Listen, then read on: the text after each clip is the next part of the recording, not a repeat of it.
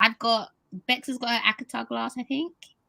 Sorry, it's I have one in my house, which is weird. I'm very boring. Don't worry.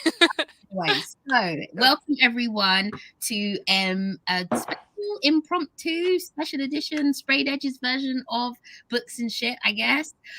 So as I said, very impromptu in that my friends and I were discussing Fourth Wing, as the world and its mother has been doing, and we got into this weird discussion battle thing about which one was better. Okay, now I'm going to use this word better very loosely. I think the argument actually started with which one is not the worst one. Sorry, before, you know what, I'm going to overtalk. So before we go into that bit, like the rules and the ramifications, the criteria, we're just going to do some quick introductions for everybody. You already know me. I'm Charli author, Charli, whatever. We'll go that way. So it'll be Bex, Kear, and then Vicky. So let us know who you are, what you're about, that kind of thing. Well, I'm Rebecca. Rebecca loves books and cats.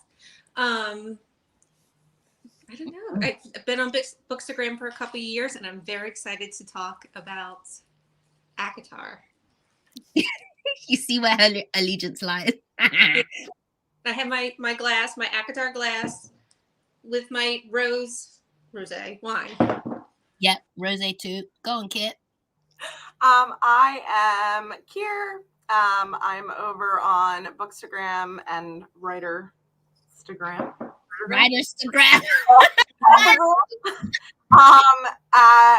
Kear Between Chapters, and then I'm also an editor at Between Chapters Creative.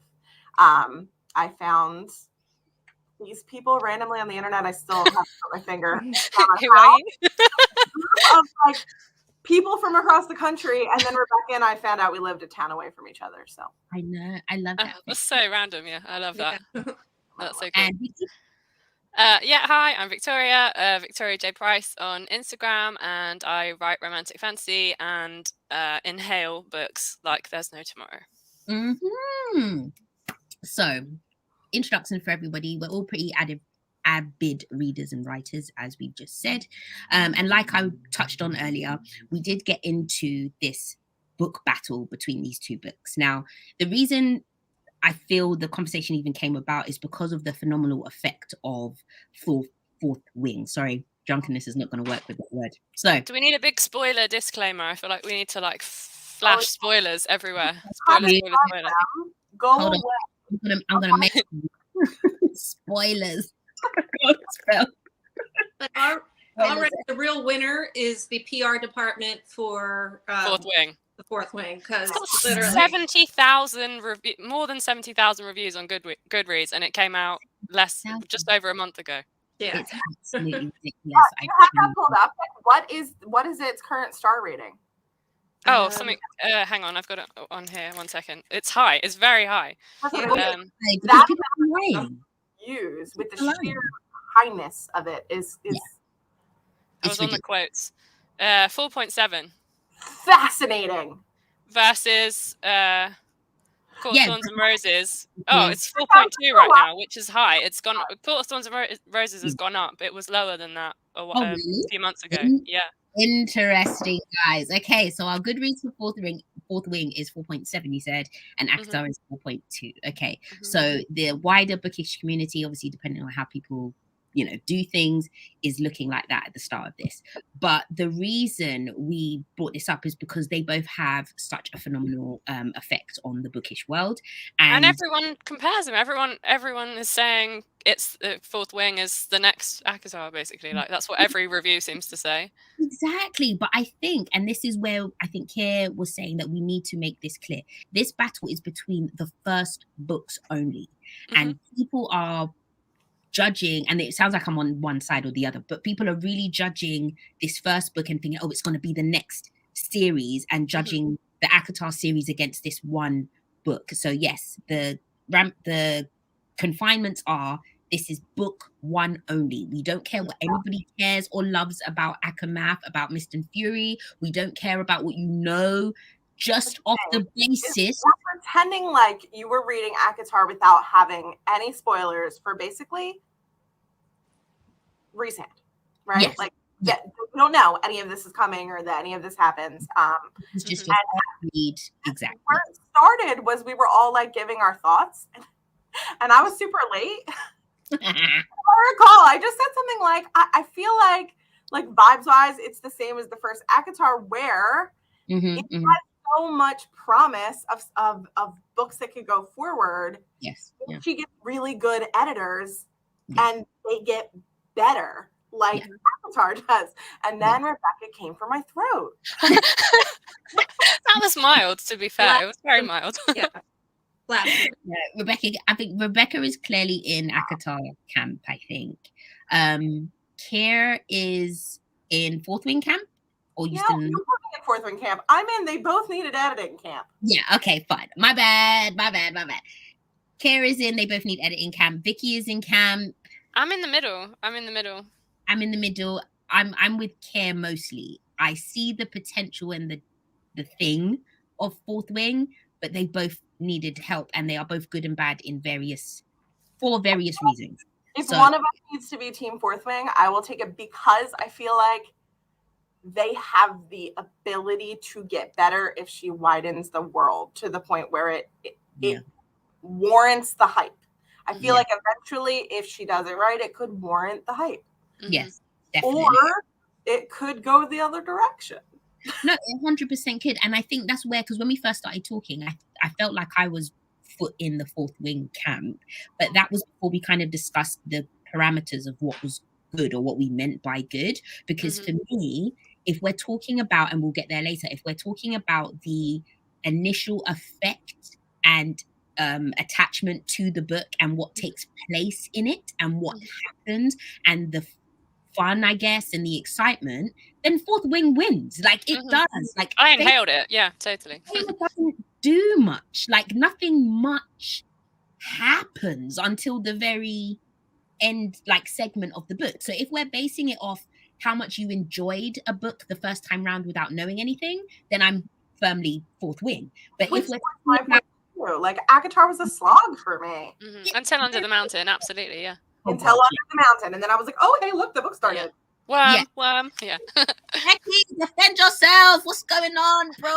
Completely disagree. I was with y'all until for the first half of the book. The second half of the book, it just fell apart for me. I felt it was just lost focus and fell apart. The second half of Fourth Wing. Yes. Oh, okay, interesting. Well, I feel like ACOTAR is pretty consistent. Okay.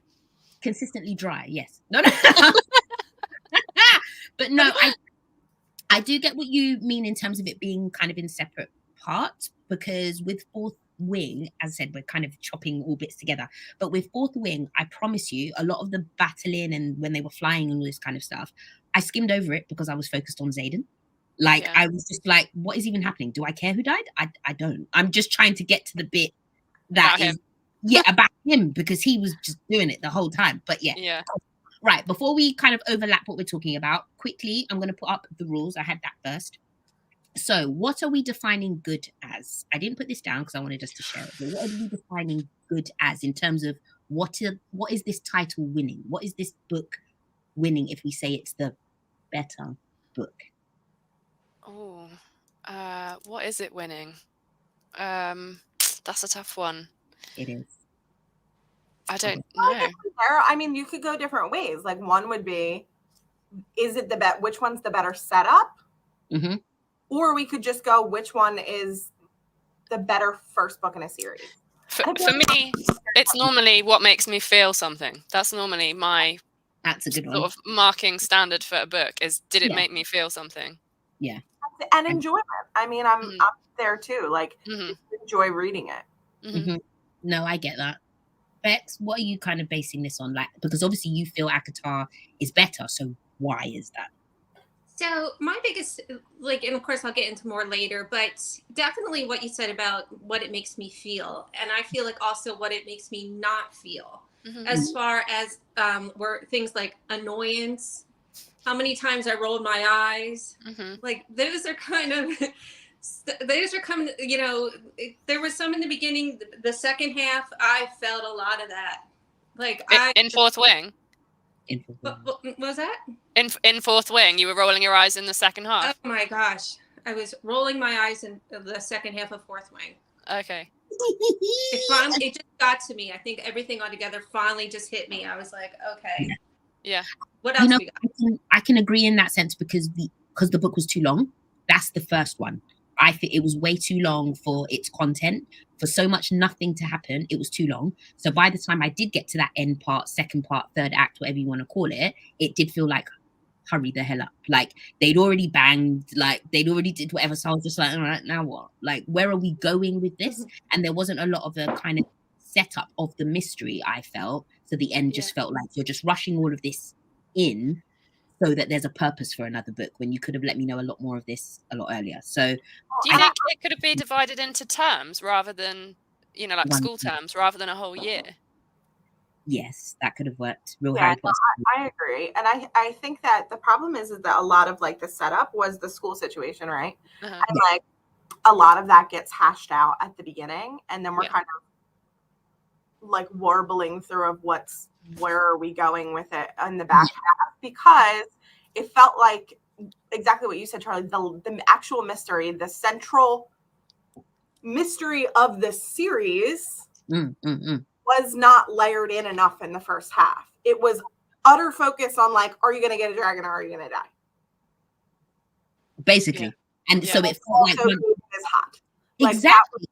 Which is fun things. I love dragons. I love Xaden. So like I'm there with you, but I can see that the back half of the book is like, yeah, so why are we still here? Because it felt as though the point was to get a dragon. So now I've got one.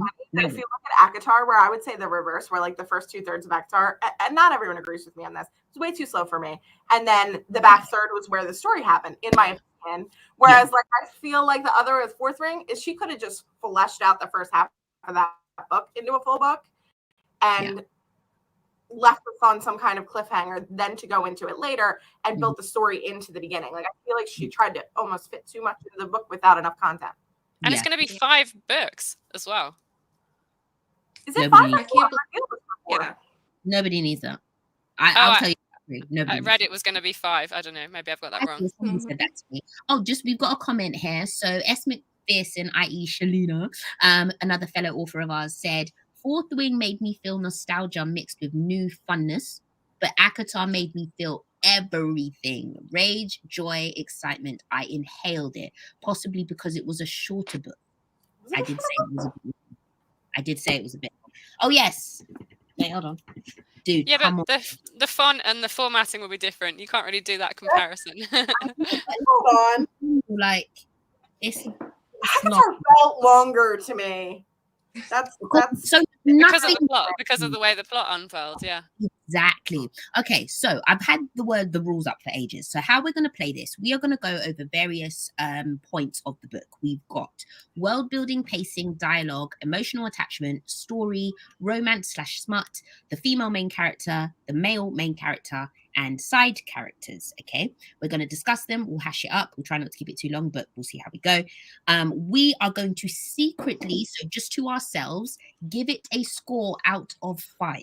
Okay, once we have discussed all points, we are going to share the points that we've given it to give said book the total for each one. Did I say that correctly? At the end, we will have a mathematical winner. Whether or not we have a winner everyone agrees with, I don't know. But in terms of how we have scored it anonymously, we'll say what we technically think is better. Okay? So that's the aim of the game. All right? You can do the maths at the end, Charlie. Oh, 100%. Calculator's ready. Good. So wait, hold on. I've said that. So how many categories are there? 8. I did this math in the email. Kear? What did 9. I say? 9, yeah. There's 9. So 5 times 9 is 45. What's 5 times 9? Is it? No, that's 5 times 8. 45. It's 45. Yeah. So there's a possible 45 points to win, basically, if you got 5 for each thing. Is that correct? Right, good. So just for the sake of I'm doing in order. The first one we have up is world building. Right. Let Beck start. Yeah. So first, I want to talk about the world building in fourth Mike, because we were told the world building happens at two places. I feel it happens on the balance beam of death that they have to walk across to even get to the school. Where she's trying to distract herself. Word one more time. Yeah.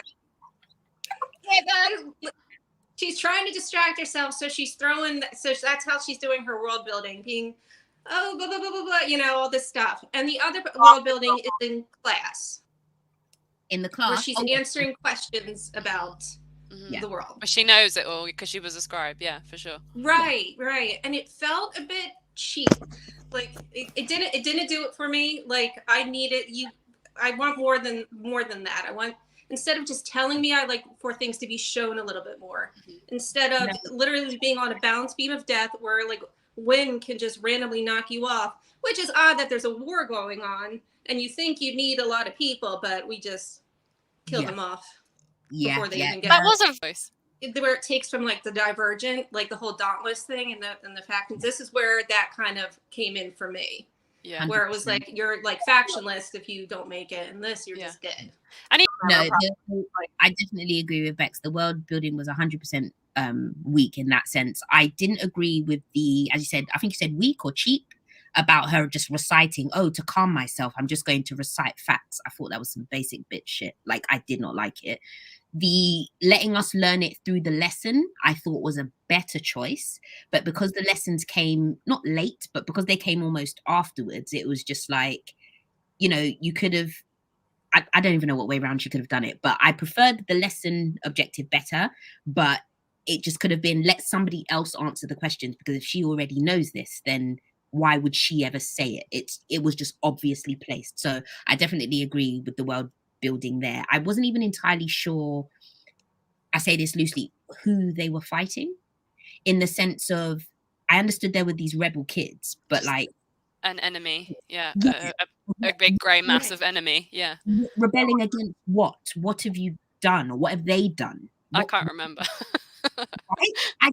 I have no clue. And then once the boys and the romance came in, it was really secondary. So you were just like, yeah, okay, so I need to get a dragon and I fancy this boy and I've got my diverse appropriate friend, and now what? Like, there was nothing else around where she existed other than the parapet. I'm just going to start shouting now.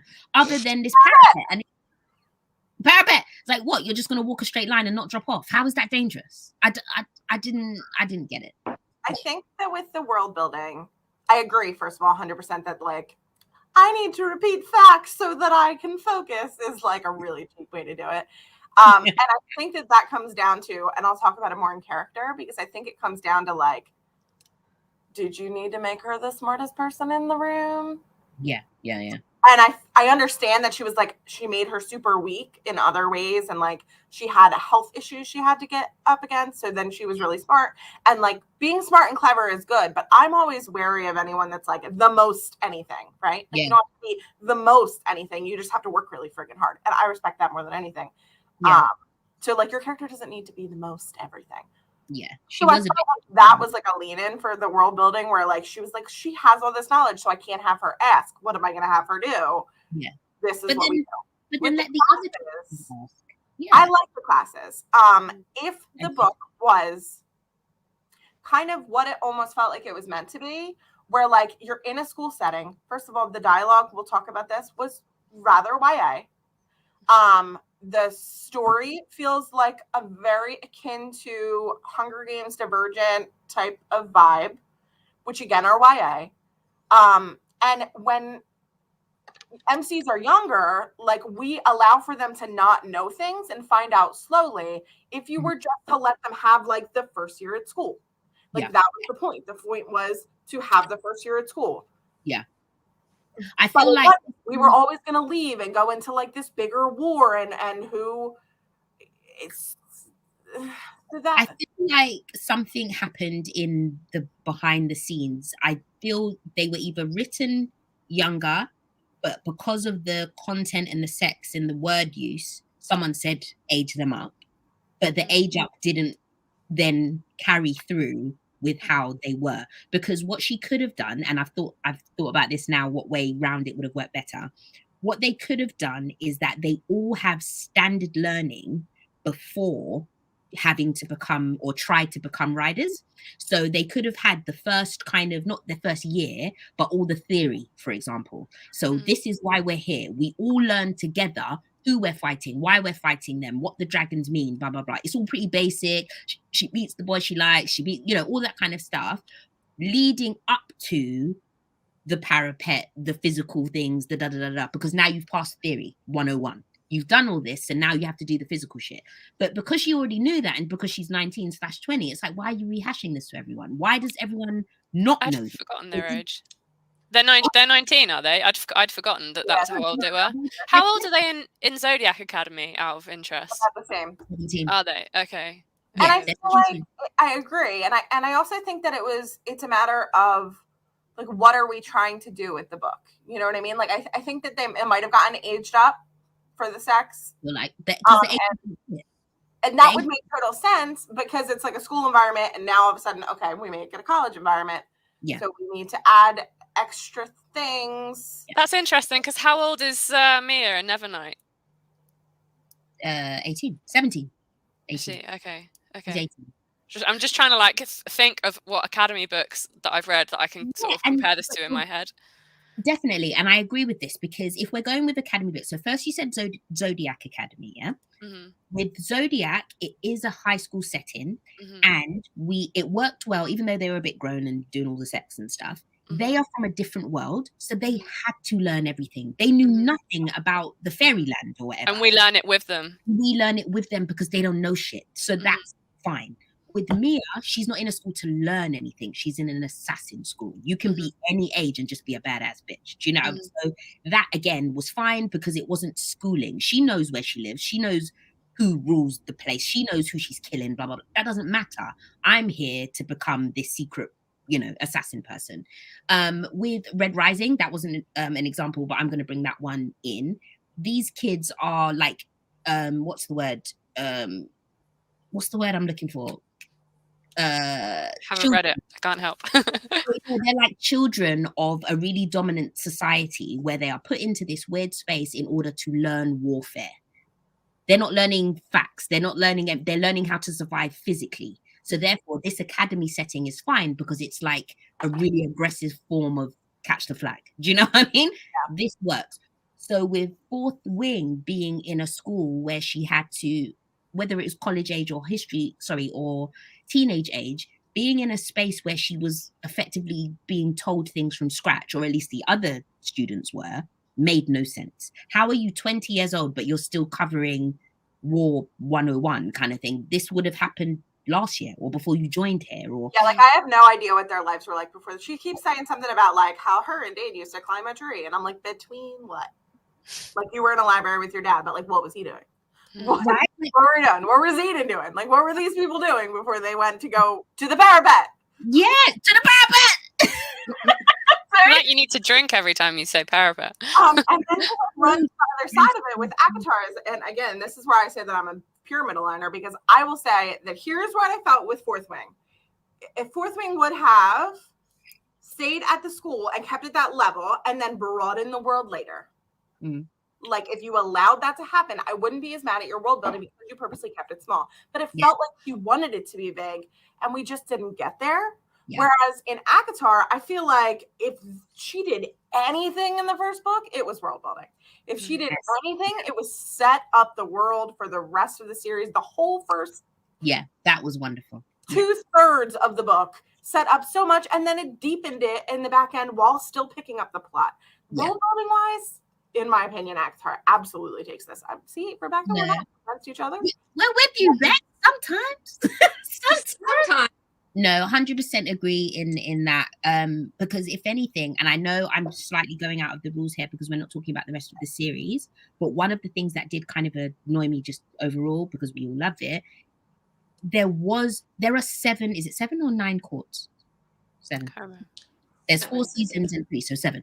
So there are 7 courts, and I was annoyed that we didn't spend enough time in each of them. Mm. You'd built up all of these different courts and how they look, and the winter and the summer and the spring, and we spent all this time in only like 2 of them. Like, I was so excited when we went to Tarquin in the summer court because it was all water and blah blah blah, and I was like, I wanted to see it all because she'd let us in so much that all of these places existed. Even Highburn, for example, like I was gonna say it was 7, and then the fairy realms in Highburn. Yeah, exactly. And I'm just like, even that, as I've said again, we're going out of thing because it's just book 1. It's just book 1. But she definitely built up that want, which is what Kear is saying, that we wanted to learn more about the world. We wanted to visit all of these fucking places. And that was amazing because that was building those stepping stones. With Fourth Wing, I didn't care who was outside. I needed to know when you were going to. I just wanted to know when you were going to sex this boy. Like, I didn't care. Like, the thing is, I feel like they're hard to compare, and I almost feel like I failed us here because they're hard to compare in that ACOTAR feels like fantasy for me with romance, and Fourth Wing feels like romantasy. Now, that comes from me having not read the rest of ACOTAR. Have I been thoroughly spoiled on it? Yes. Will I get to it? Absolutely. But the problem is where I skew of like I want to give Fourth Wing more credit is that the difference for me was that if the Fourth Wing book 2 was out right now, I would have put this book down, picked up the next, and devoured it. Yes. Whereas I put ACOTAR down, and the next book is sitting on my shelf, and I haven't picked it up. Yes. And you're missing out, babes. I'll tell you that for free. I know. I just have so many books. Totally missing out. You know. So we're going to the next bit. Hold on. You might not be able to see it because I'm blurred. Yeah. Where's but that? Fourth Wing has this giant map, and I don't know what anything is on it. Oh gosh, I don't think mine has it. No. I read mine ebook, and then I haven't. Yeah, does the ebook have a map? Hold up. Let's have a look at this. Oh, my map doesn't look like yours. Wait, hold on. Wait, does it? I don't know. It's blurred, so you can't really see it. Hold on. No, yours is better than mine. I don't like it. Mine what the hell? That's so bizarre. Why do you have different maps? That's so weird. I'll send you a picture. This is a gift from Rebecca. There are two maps in the ebook. There are 2 maps in the ebook. See, look at us just learning. This is an educational show. You know that 90% of people who watch are going to be like, there was a map, and go back to Oh, I see. Yeah, there's school. that one. There's that one. And that one. There's no world. The dark page one. Yeah, okay. I have 2 then. Oh, because mine are on my end papers. I'm following. One is like a top down of the academy. I don't know if you guys have that as well. Yeah, I saw that one. That's the one I looked at. No, I don't have. Oh, wait. Yes, I do. Yes, I do. Yes, Okay. I do. Okay, cool. We've established. Like, a dungeon map from a video game, the top down of the academy. Yes, I love that. They have that in an I Ember. want to play Fourth Wing, the video game now. Yeah. I would so do On it. the parapet. Just we've got a comment on the thing. It says tripping on nonsense says aggressive form of catch the flags is the most hilarious description of Red Rising. Shalina says you're missing out on book 2 of ACOTAR. I will read it. I'm sorry. I was for a book club. I had to read something else. It was the thing. No, but your point is made. Book 1 doesn't make you want to read book 2. I read book 2 because of what I'd heard, and because I was just in some. This is when I first discovered SJM, and I was like, oh my god, I have to devour everything. If it was just based off the book 1, I probably wouldn't have. With Fourth Wing, I'm all in. Where is it? Was it Iron Flame? Bring that shit. I almost feel like it's easier for me to relate Fourth Wing to like Third Glass. Interesting. The vibe I had at the end of Third Glass, where like even though that had she has problematic first books. She does. She has issues with first books, and I finished it, and I still wanted to go read the second book. Like, yeah. With Throne of Glass, it was a bit slow. I agree, but I didn't end it thinking, I wanted the next one. I wanted to read the next book. And Fourth Wing, I want the next book. I will definitely read. Okay, have we hashed out world building enough? Do we think, Bex? What have you know? Are we gonna chuck dragons? Dragons are just in characters, are they? Are we not? Yeah, I feel like dragons was such a huge part of the world that made it so cool. Like that's what made it really exciting. Side characters when we get there. Okay. Dragons are side characters because I would argue they're world building as well. They're a bit of both, aren't they? Because I would up my score for world building just because of the dragons. Yeah, there is that, because the world consists, not that the world consists of them, but the way they make it out is like the dragons are how they survive, if that makes sense. Like they use their magic for the barrier or something, she said. You know, they protect them. Like there was something about the dragons, again, wasn't properly explained, but there was something about the dragons that was almost central to the dragons were kind of in charge. Like the dragons needed the humans, and that's the only reason. Did they need they dealt with them? Like they needed riders to be able to make the wards, and if they had riders, they couldn't make the wards, and if they didn't need the wards, then they would give zero fucks about humans. Yeah, and they'd probably eat them and fuck them up. Yeah, okay, I get it. Yeah. Okay, the dragons are part of the world building, but once we get onto characters, because once they have names and stuff, then we can judge them based on the dragons we liked, if that makes sense. Bex, go. Well, thinking if we're talking like where we're going to put the dragons in world building versus side characters, you know, because I had dragons kind of in my side characters. Let me tell you, Fourth Wing's going to drop down here if the dragons really are the best part of the book. I agree. They are. No, 100%.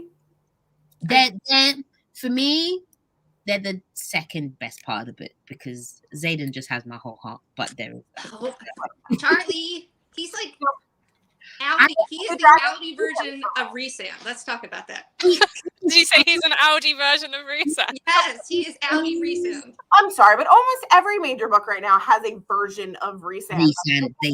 There's a publishing checklist. Like, do you have a dark and broody character that we don't trust but are going to want to bone? Yeah, with a tragic backstory. Absolutely.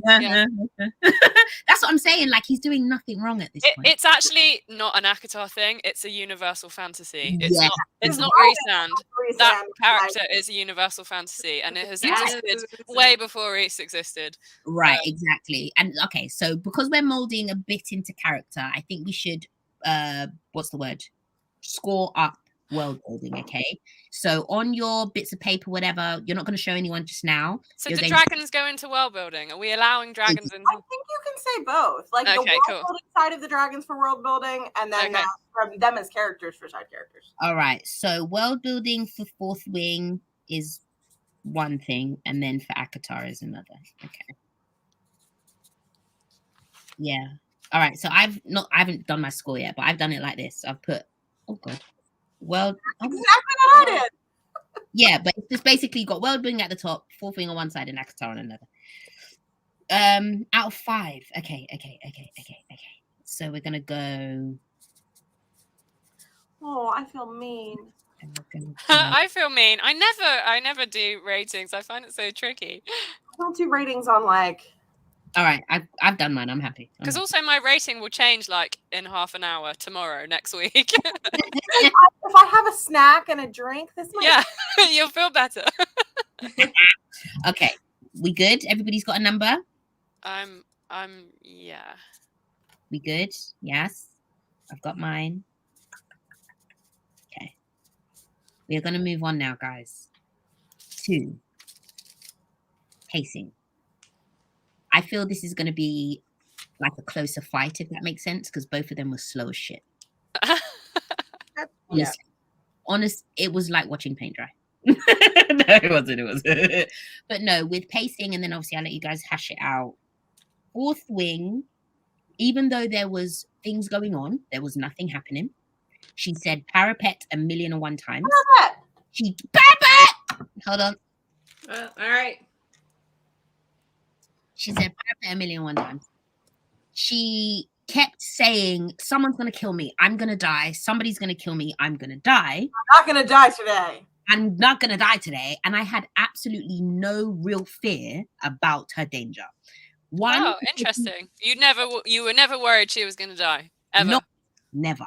I mean, obviously she's the main character, so of course not. But there's the obvious, she's the main character, so of course she's not going to die.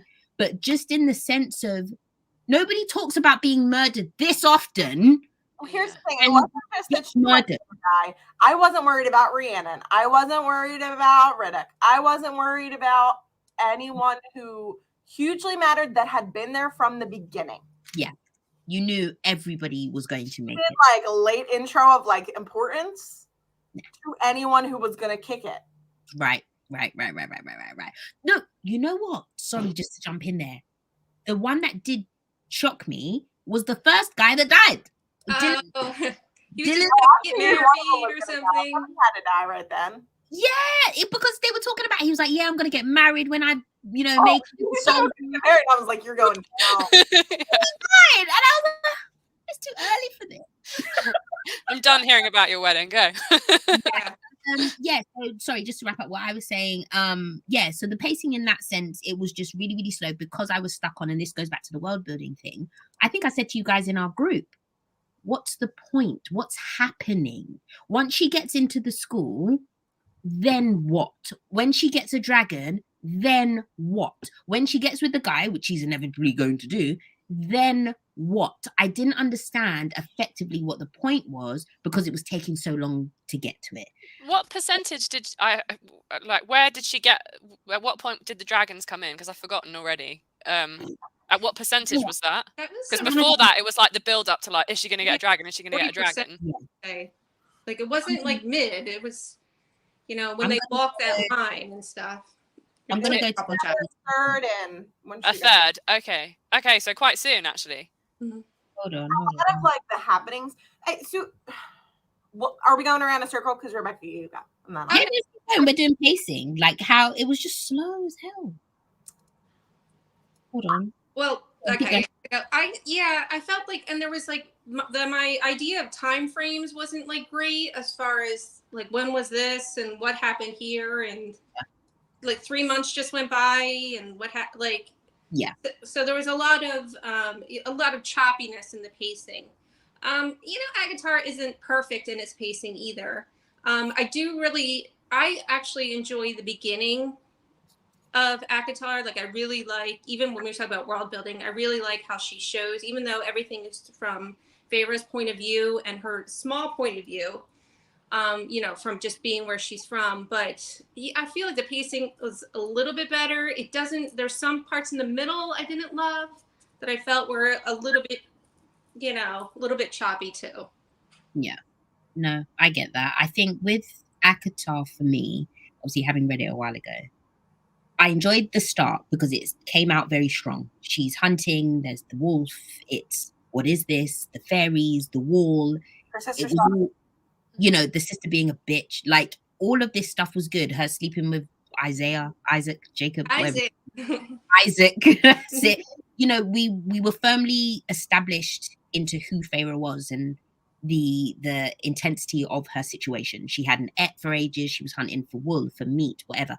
I was involved in it. The descriptions were wonderful. I understood what was going on. It was almost once she got over the wall, it was just all very domestic, I think is the right word. She just kind of fell in love and was just with this guy and just chilling in his house and not really knowing what else was going on outside the wall. She just kind of, even though he took her and all that kind of stuff, she just kind of gave up the family and we were just here. And again, it was, why? Where are we going with this? Because you've said there's this world of fairies, but how are we going to get there? I was just a bit like, what is happening? So in a quick comparison, Fourth Wing, lot of action, but no real plot movement. So I was reading stuff, but we weren't getting anywhere. And then with ACOTAR, it was a lot slower trying to figure out the point because there was less action. But then the point was just kind of missing for me until, the last kind of third or whatever. But in the beginning, it was just too slow for lack of action. Description was wonderful. World building was wonderful. But lack of action, which is what I enjoy as a reader, took me out of it. I'm like, why are we here? What? Yeah, that was it for me, I think. I think sorry, go. No, go. So I was in a similar standpoint with ACOTAR. So for me, I was in for the beginning, and then the pacing for that book was put off by the need to make it a Beauty and the Beast retelling. Because as soon as we got into the Spring Court, all of a sudden we have to do the Beauty and the Beast thing for a while. And that's where the story got wibbly for me. So it was like, you got a little bit, you understand, you get her there, we Beauty and the Beast it for a while, and then the story starts.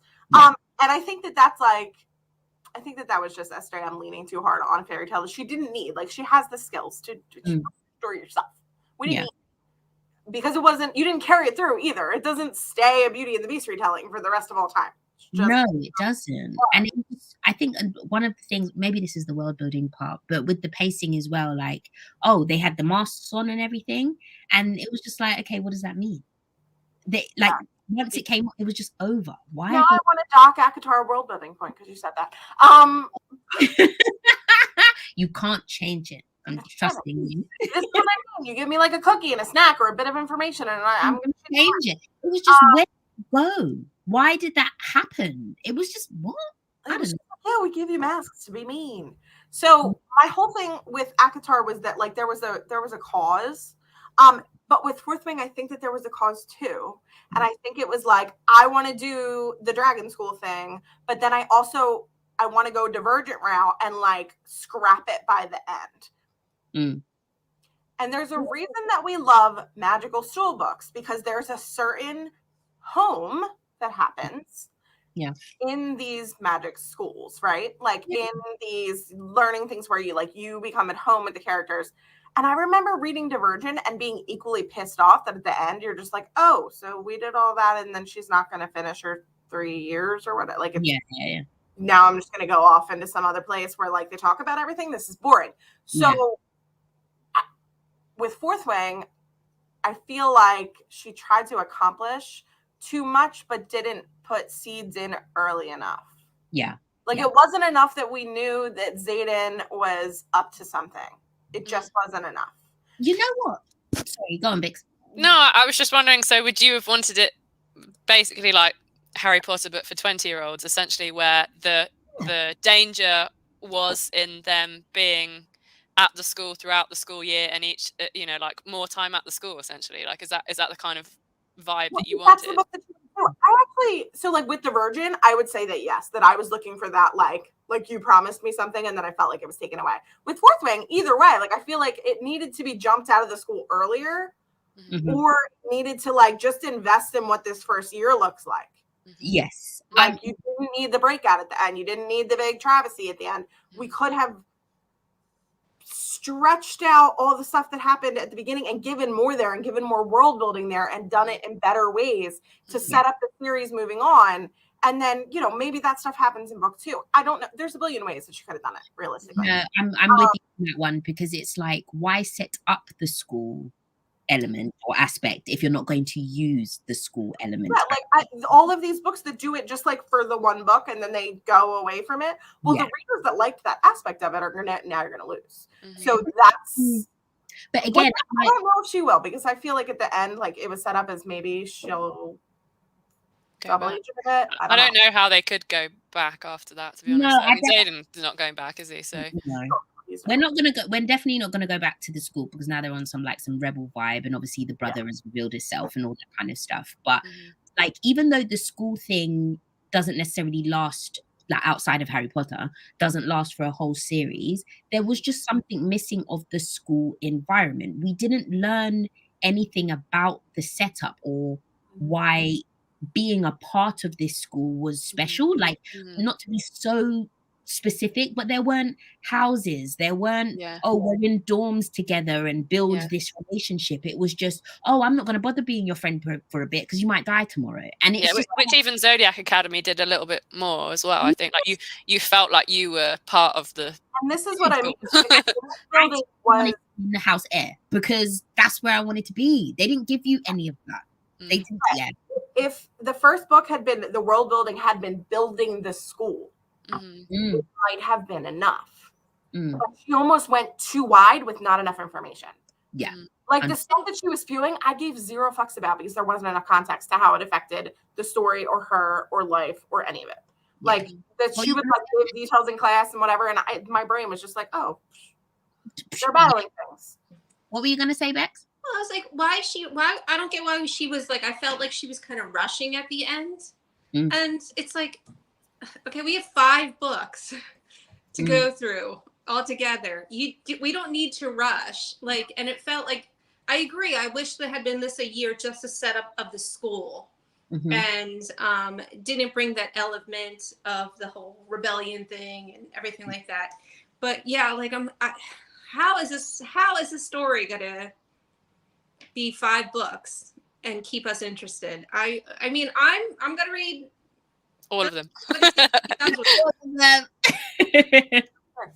No, I totally get that, because like you said, if you're going to stretch something over 5 books, then there is an art to drip feeding what you need to know and what you don't know. And going back to SJM, Throne of Glass is wonderful in that sense, because how books 1 and 2 start out is not how books 3 to 7 finish. And that was wonderful because we learnt and grew, and there was surprises with Selena / Aelin. We learnt all those things as we went along, and there were the wyverns and the witches and all this kind of thing. With Fourth Wing, it was set up as this, oh my gosh, everybody wants to be a dragon rider. This school is elite. This school is this school is that. And we just rushed through the school. But I think if you had read ACOTAR and heard it was going to be a 5-book series, most people would be like, fuck that. But actually, it's a brilliant series. So I think if you didn't know Fourth Wing was going to be a 5-book series, you'd still, it would be a different feeling. Do you know what I mean? Like, again, it's weird that we know that in advance. Like, we wouldn't often know that in advance. So I think we're just like, what the fuck? How is this going to be expanded? But again, ACOTAR is a great example of how you can expand that out into a big series and absolutely love it and inhale every book. Well, it almost sets her up though as like, is that going to be great for her or not? Because if we compare it to ACOTAR over and over and over again, ACOTAR apparently gets infinitely better in book 2. So that means everyone who read ACOTAR and loved it and is looking at Fourth Wing as the new ACOTAR is going to expect book 2 to be. She's got her work cut out for her now, and it's terrifying because, like Vicky just said, without knowing that it was going to be 5 books or whatever, even though ACOTAR was slower, the world building made me want to read whatever came out next, whether I knew it was going to be 3, 5, 10. I wanted to see more Fae. I wanted to see more courts. Even though it didn't go that way, that's what I wanted at the time. You wanted to see Hybern. You wanted to know. You wanted answers. I wanted all of that. With Fourth Wing, yes, I want to know where the brother's been for however many years. Fine. I just want to see Xaden peel an apple again. I want to see Xaden peel an apple again. I want to see Xaden sling some dick. That's what I want to see. Okay. But that's also an issue that they got together in the first book. That's also a different. The difference between Fourth Wing and ACOTAR is that obviously the end game, spoiler, the end game wasn't, they weren't together in book 1. So that slows everything down. So the sort of romance aspect, which goes back to what you were saying, Kear, about how Fourth Wing is literally a romantasy, whereas ACOTAR is a fantasy romance, basically, I feel, because it's annoying because what she's done with their whole conflict, like she doesn't trust him now. What is it? Because he lied, whatever. But then he's like, I would have been happy. So I have a whole other thing. But the pacing, so we have to look at the pacing of the story, but the pacing of the romance is what, with Fourth Wing, I actually felt like was off. The pacing with Fourth Wing was like a really good build up at the beginning, in my opinion. Like it was, enemies to lovers. When they went from working apart or like working against each other to like sort of working together to that first kiss, that worked for me. Past the first kiss, you went from we hooked up to I'm in love with you. Very fast. Yeah. It was too fast. Zero time. And that irritated me to no end. Cool. I will say, like, I love him and I'm with it, and like I would fall in love with him too. But I don't know that we needed to go there in book 1. And then when you end it and she's like, I'm a little bit mad. It's not worth it. Not seriously mad, but she just seems like a little mad. And he's like, no, we're in love. I would have expected it better if he was like, be mad. Yeah. Because it's and go back to being like enemies to lovers for the next book. Set yourself. Fuck buddies. Yeah, exactly. You're gonna tell me that he's gonna be all hot and apple peeling, and she's not just gonna fall back into his arms in the next book. We know that. So don't make it so easy by he's like, what is the line? You gave me your heart and I'm going to keep it. And like, I mean, sure, like you're hot, so that's hot. But we could have done that in the next book. I feel like she closed the door there she didn't need to and made the love pacing go too fast for such a long series. Yeah. But it was needed for the extra drama at the end, though. That's why they had to be. Yes. She had to have something to lose, and that's why it was. I understand from a writing perspective why it was that way, but as a reader, I would have preferred it to have been slower, because she went from "I want to fuck you" to "I'm in love with you" in like 5 pages, like really quick. I would have even respected if she internally was like, "I might be falling in love with him," because we can all get there. You know what I mean? Like, it was we had sex and then I'm in love with you and I need to say it because we need to be honest and all of the things, and like now I'm mad. Yeah. So pacing romance-wise, I feel like that was off. Pacing ACOTAR, I feel like the romantic pacing was better. The romantic pacing of her and Tamlin was better, because that's what we have to talk about, because it's the first book. I also feel like the pacing with like trickling in bits about what is going to be coming with Rhysand knowing it was good. But I always felt like the Rhys thing didn't even, it never occurred to me that Rhys was going to be the new love interest. Really? Like, not at all. Like, because I was stuck in that place of not knowing what this book is really about or where it's going, there was just this understanding that, okay, her and Tamlin aren't particularly getting along kind of thing. I mean, that doesn't happen properly till book 2, but it's like, you know, they have their bit under the mountain where he only really wants to give her the do while she's dying, whatever. But I didn't think that she would do a complete 180. I thought it would have been maybe like so there were no red flags for you from Tamlin throughout the whole of book 1. Just like only until Under the Mountain, when he was more concerned about having sex with her than helping her, sure. But up until that point, really, what about the spring court thing where he like is just coming home from banging another chick while and he's really aggressive with her. Yeah, maybe that's just me. I thought that was just really sexy. I don't know. Yeah, I was gonna say, I like that part. Game, I would have expected her to seek him out, and maybe that would have been their first time. You know what I mean? Like, I want to say Samhain, but that's not the word. But it's that little ritual night. I know what you mean. I just took really on the physical part of it, as in, yo, he's in heat and he's trying to give it a good. Like, I just took it as that. I didn't really take it as. Actually didn't bother me. It was the fact that he like said, "Stay in your room," so he could go bang some other maiden. That I was like. Yeah, but I was just reading, go bang her. You like her? Again, I was reading it like it was just a ritual. I thought he had to do it. I don't know. Maybe I got that. Yeah. I was just feeling like I thought it was weird for me. I thought it was an obligation to his role as the head of the thing. Like, he didn't really want to, but he had to. Maybe I'd read that wrong. I don't know. No, I 100% agree with you. It just didn't make me like him. I think it prepped me for liking him. It didn't make me dislike him. Yeah. Like, as I said, we're only focusing on book 1, so I actively did not dislike Tamlin or think it was going anywhere untoward until book 2, when he was locking her up and doing all this kind of stuff. So in terms of just book 1, yeah, you're a bit shit. I'm under here trying to save your life, and you know, you just want to have some sex rather than help me get out. All of that stuff. It's a bit dodge. I thought they would just kind of get over that and move on effectively, because I didn't know where the story was going. The point of this was her saving him and trying to get out the mountain. So without that hindsight knowledge, nothing else was happening. So why would she not be with him? Like, Rhys being the hot guy, all right, cool. I thought they might have had a bit of a little love triangle bit and blah, blah, blah, blah. But then he would just get her back. I don't know. I had no expectation whatsoever.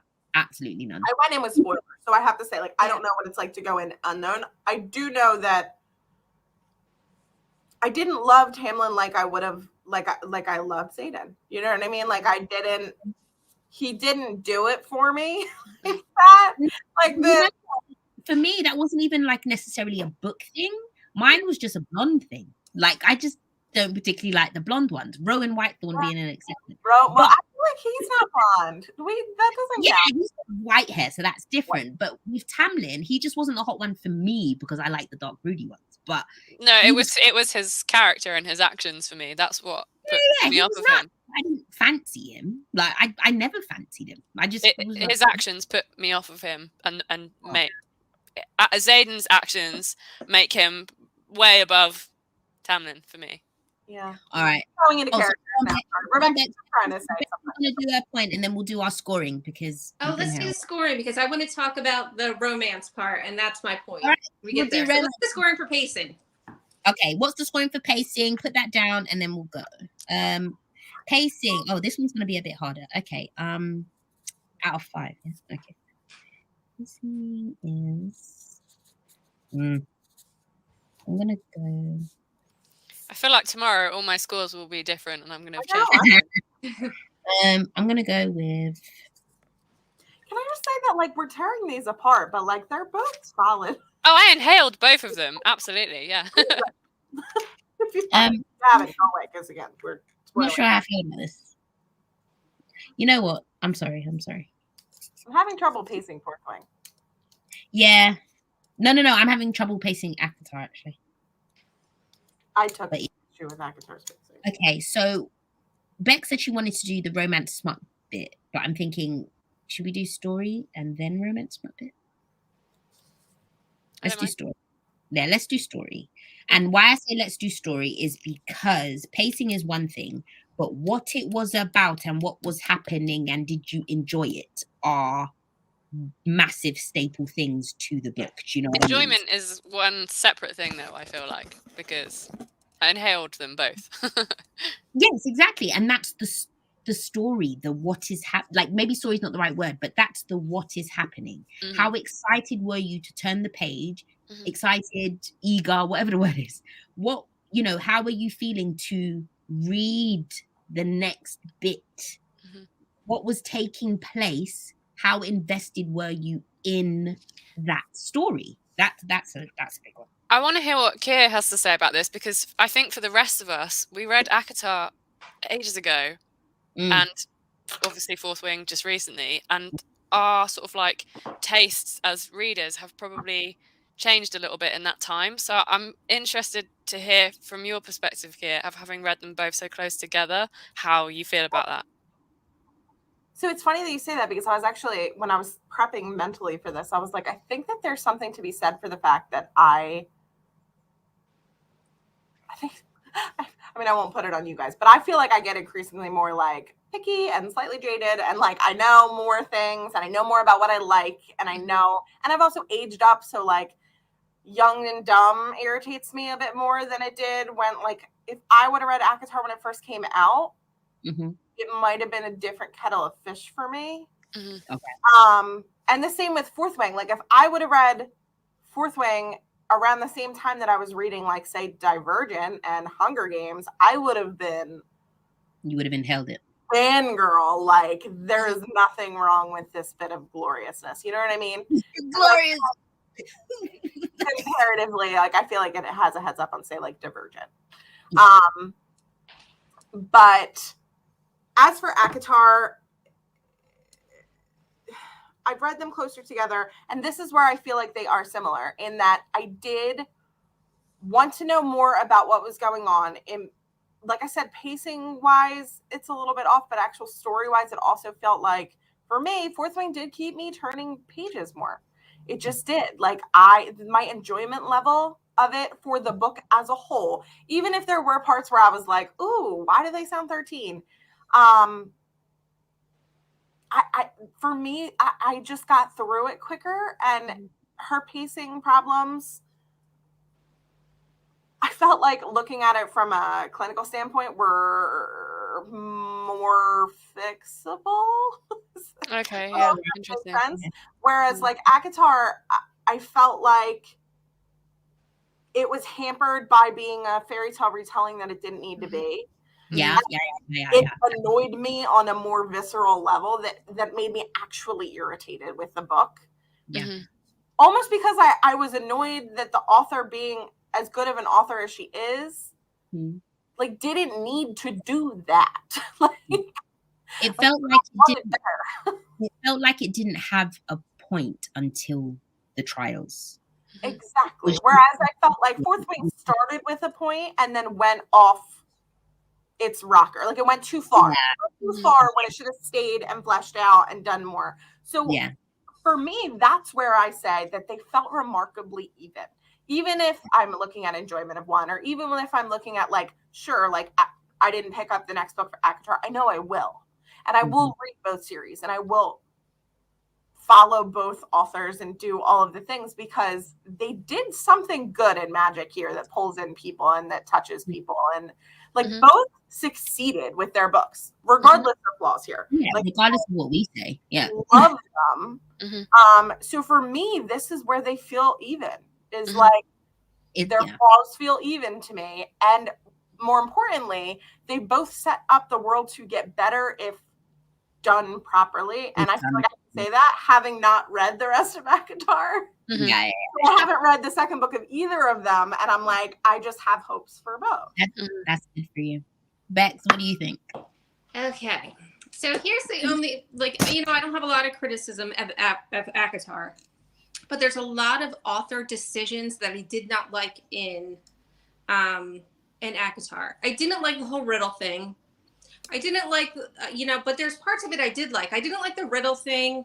I didn't like the whole, like, stabbing Tamlin, Heart of Stone thing. I thought that was kind of dumb. The way it came out of nowhere. Yeah, exactly. That wasn't something that was set up before. But I, you know, and it's, I remember, because I read ACOTAR when it came out in like 2015 or something. And I remember thinking after I read it, what an odd little story. Oh, really? What an odd little, I love that. Yeah, it was just because, you know, it wasn't, like I said, you know, obviously in book 2, things make sense. But I remember thinking, like, a lot of, like, especially Under the Mountain, how, especially when, like, Faye, when, like, she just, like, her mind just shattered when she was killing the Fae. Yeah.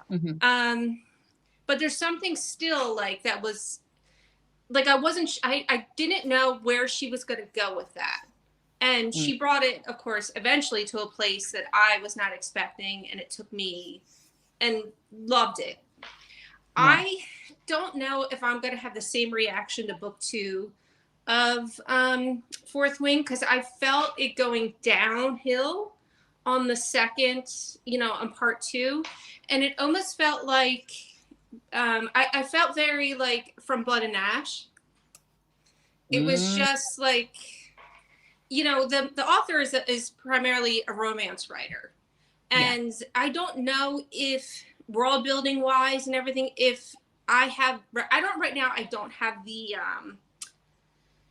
you know, I don't have much, you know, kind of hope that she's going to be able to continue this, you know, fantasy romance series and make it great.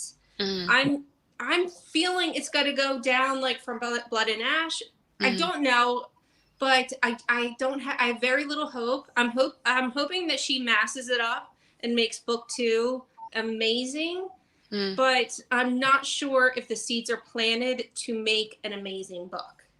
I'm with Kear, I think, on this one, in the sense of the seeds are there. She was bleeding every trope, everything, every possible element. The formula, She's basically secreting the formula to make it perfect. It just wasn't executed correctly. And all of those things, which is what Kear was saying earlier, are fixable. The writing... Not the writing, like the dialogue and stuff. Okay, what's the word? Personal preference. You don't have to like it, kind of thing. But what is actually taking place?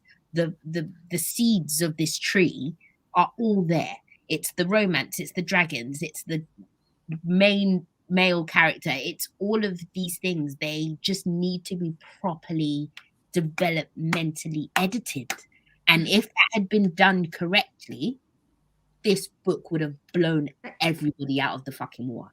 That's the point. It's like, even though it's like, oh my gosh, that's so stupid, it's the stupid that we sap up like idiots. Like, we enjoy it, and that effectively is what... Pick up another pen with your shadows. Just do it naked. What? Like the whole thing, like everything that she did, I felt like I've seen, like the shadows thing and like him doing stuff. My whole thing was like, I'm with you. This is what I was talking about. Sounded when it came out. But like, I agree 100%. I think that the seeds are there. I think that a proper like, here's the thing I'm trying to remember with her. With SJM, ACOTAR did not come first. Throne of Glass. TOG, So, Rebecca Yarros is a romance writer. She has a romance book. This is her first delve into fantasy. The fact that she's getting compared to SJM with fantasy when this is the first time she's starting off as is amazing. And I just, at heart, want to give her the benefit of the doubt that she is going to get a really solid editor who's like, hey, we didn't know you were going to explode like this. Let's make the next book amazing. And I have to believe in that. No way. It's coming out in November. But she could have written them before, guys. That's irrelevant. I think you can't. That's not like she just wrote them and knocked them out. Yeah, books 2 and 3 are already written. That's what I mean. She could have written this first book ages and ages and ages ago and queried it forever and wrote the 2 other books and not known that this first book was going to blow up. So if the publisher is smart, they will now take book through the cleaners because the book 2 is going to be the make or break on how popular the series stays. But they aren't, because there's arcs already out for it. There's arcs already coming out. Right. I didn't even know that. And this is what's upsetting me. So you're all, obviously we have a different perspective because we're writers and we care about the back world of what's going on, right? But not everybody will necessarily care about that. A book is a book, right? But what has bugged me, even if she had written this ages and she just had backlog ready to go out, the fact that you're going to release the first 2 books in the same year, I think is fucking lazy, because there is no way, I say this loosely, but there is no way you're giving this the attention it genuinely needs other than just wanting to release it within the hype that it's out. I don't know. I'm going to respectfully disagree on that one, because we don't know what goes on behind the scenes, do we? We don't know how long this has been in the works for. We don't know what the marketing plan was. Like, do you know what I mean? There's so many factors. Like, we just don't know that. There are so many factors. And again, because a lot of the majority of us, so 3 of us are writers, not to take you out of it, Bex, but because we do have that kind, I don't want to call it insider knowledge because none of us like work in publishing, but because we care enough to know about kind of like timelines and movements of market and all this kind of thing, I feel, and maybe it's just the drink, but I'm actually really annoyed by it. I feel that with the nature in which this book was rammed down everyone's throat to make it what it was, the marketing, the pushing, the arcs, the whatever, for arcs to already be out, for the second book to be out in November. But then you've got certain books who are by bigger authors, bigger publishers, whatever you want to call it, that take fucking years to come out. They are forcing crap on us. I'm sorry. There's no way we inhaled it. We all inhaled it. We did, but I think this is coming from my writer heart that is really upset with the publishing industry, that as long as they're seeing dollar signs, nobody cares about content. And we've said this a million times, whether it is this book or SJM, who is the biggest writer on their books, who are giving out things that are having grammar errors, typos, all of these things. So when it comes off, like if this book had blown organically as far as we could tell, and then they sped everything up and it came out in the same year, I might have respected it a bit. The reason I think it got the budget, that's not a good enough cover for it to have blown up on the internet as the reason I think it got the budget that it did, though, is going back to what Bex was saying about Blood and Ash, actually. So spoilers for Blood and Ash if anyone hasn't read that series and they don't want this, but the formula of book 1 of Blood and Ash is actually, to me, quite similar to this. And I think the publishers recognized that, in the sense that love interests, you know, the enemies to lovers vibe, they come together, they have that sort of, you know, breakup thing at the end, and then goes on to book 2 and whatever. And a bit like what you were saying, Bex, with the concerns about book 2 and the series for Blood and Ash, I think a publisher probably would have seen this sort of the formula of this story and recognized how well Blood and Ash has done, because it has done incredibly well, and seen those sort of tick boxes in this as well. And I think that that's probably why it got the huge marketing budget that it did. And I'm very jaded. Sorry, I'm very jaded. Jump in on. I have been in a bunch of like workshop type things lately, and a couple things with agents, and obviously like I barely delved into it. But from what I understand, there's a certain amount of like, the market is super weird right now. partially because like indie's lifting and doing well, and a lot of indie releases quicker, not all, but a lot of indie does release quicker. And then on the publishing side of things, they're seeing like merit to that. And then I've actually heard from like bigger name writers where you can almost sell a duology quicker if they make sure that you already have both books written so that they can release them within a year because the payoff is so high. They're like aiming to dual release things to the point where I wonder if her basically having it at least a good portion of the way finished was a check in her box. Whereas it's funny because if you look at other querying authors right now, again, this is delving into more authors where we're being told like sometimes it's hard to pitch anything other than a standalone because nobody's sure if a series is going to do good or not. So there's... And I think that's where I shouldn't call it anger, but that's where my reservations come from, because it does, regardless of what you just said about them, if it's a duology, if we know that we can, make money off the back of it, the bottom line here is still money. Because at the end of the day, printing takes time and editing takes time. And even if you, as I said, we don't know the behind the scenes, it could have been edited months ago, whatever. For you to slot in your publishing timeline, across the world and, markets and all of that stuff, to say that we are going to invest this much money and this much time to make sure it comes out within a year, it's still that money mindset from them. But that's annoying to us because we don't have that money to sink into it. And so for us, that's a frustration point. But they could have had this marketing plan a year and a half ago and already had it, But why? Because we've just established it's money and it's a formula. But why this book? And as I said, I'm coming just from an annoyance place because there's so much quality out there. It is the formula to me. It's because of the formula, essentially. This at us. I'm not going to be the hypocrite and say I didn't enjoy it. I laughed a lot of the way through, the hot boy, I get it all. I'm not an idiot. Like, I'm going to cuss about this and then buy it tomorrow. I get it. I am my own worst enemy. You're going to have 8 special editions, aren't you, Charlie? Probably, but from a writer and a logical and all I of get those it. standpoints, it's just like, this isn't fair. This isn't fair. And they would have put this out properly like it's normally done, where it's like one big book a year. Then they could have put that publishing budget towards another new author. We could have another awesome book. We could have another someone else getting that benefit of your budget this year. Oh God! Listen, I'm in a bad place. Let's score story, guys. Oh, did you want to say something? Well, I just feel like this is like they're thinking like, okay, it's like more entertainment as opposed to a good book.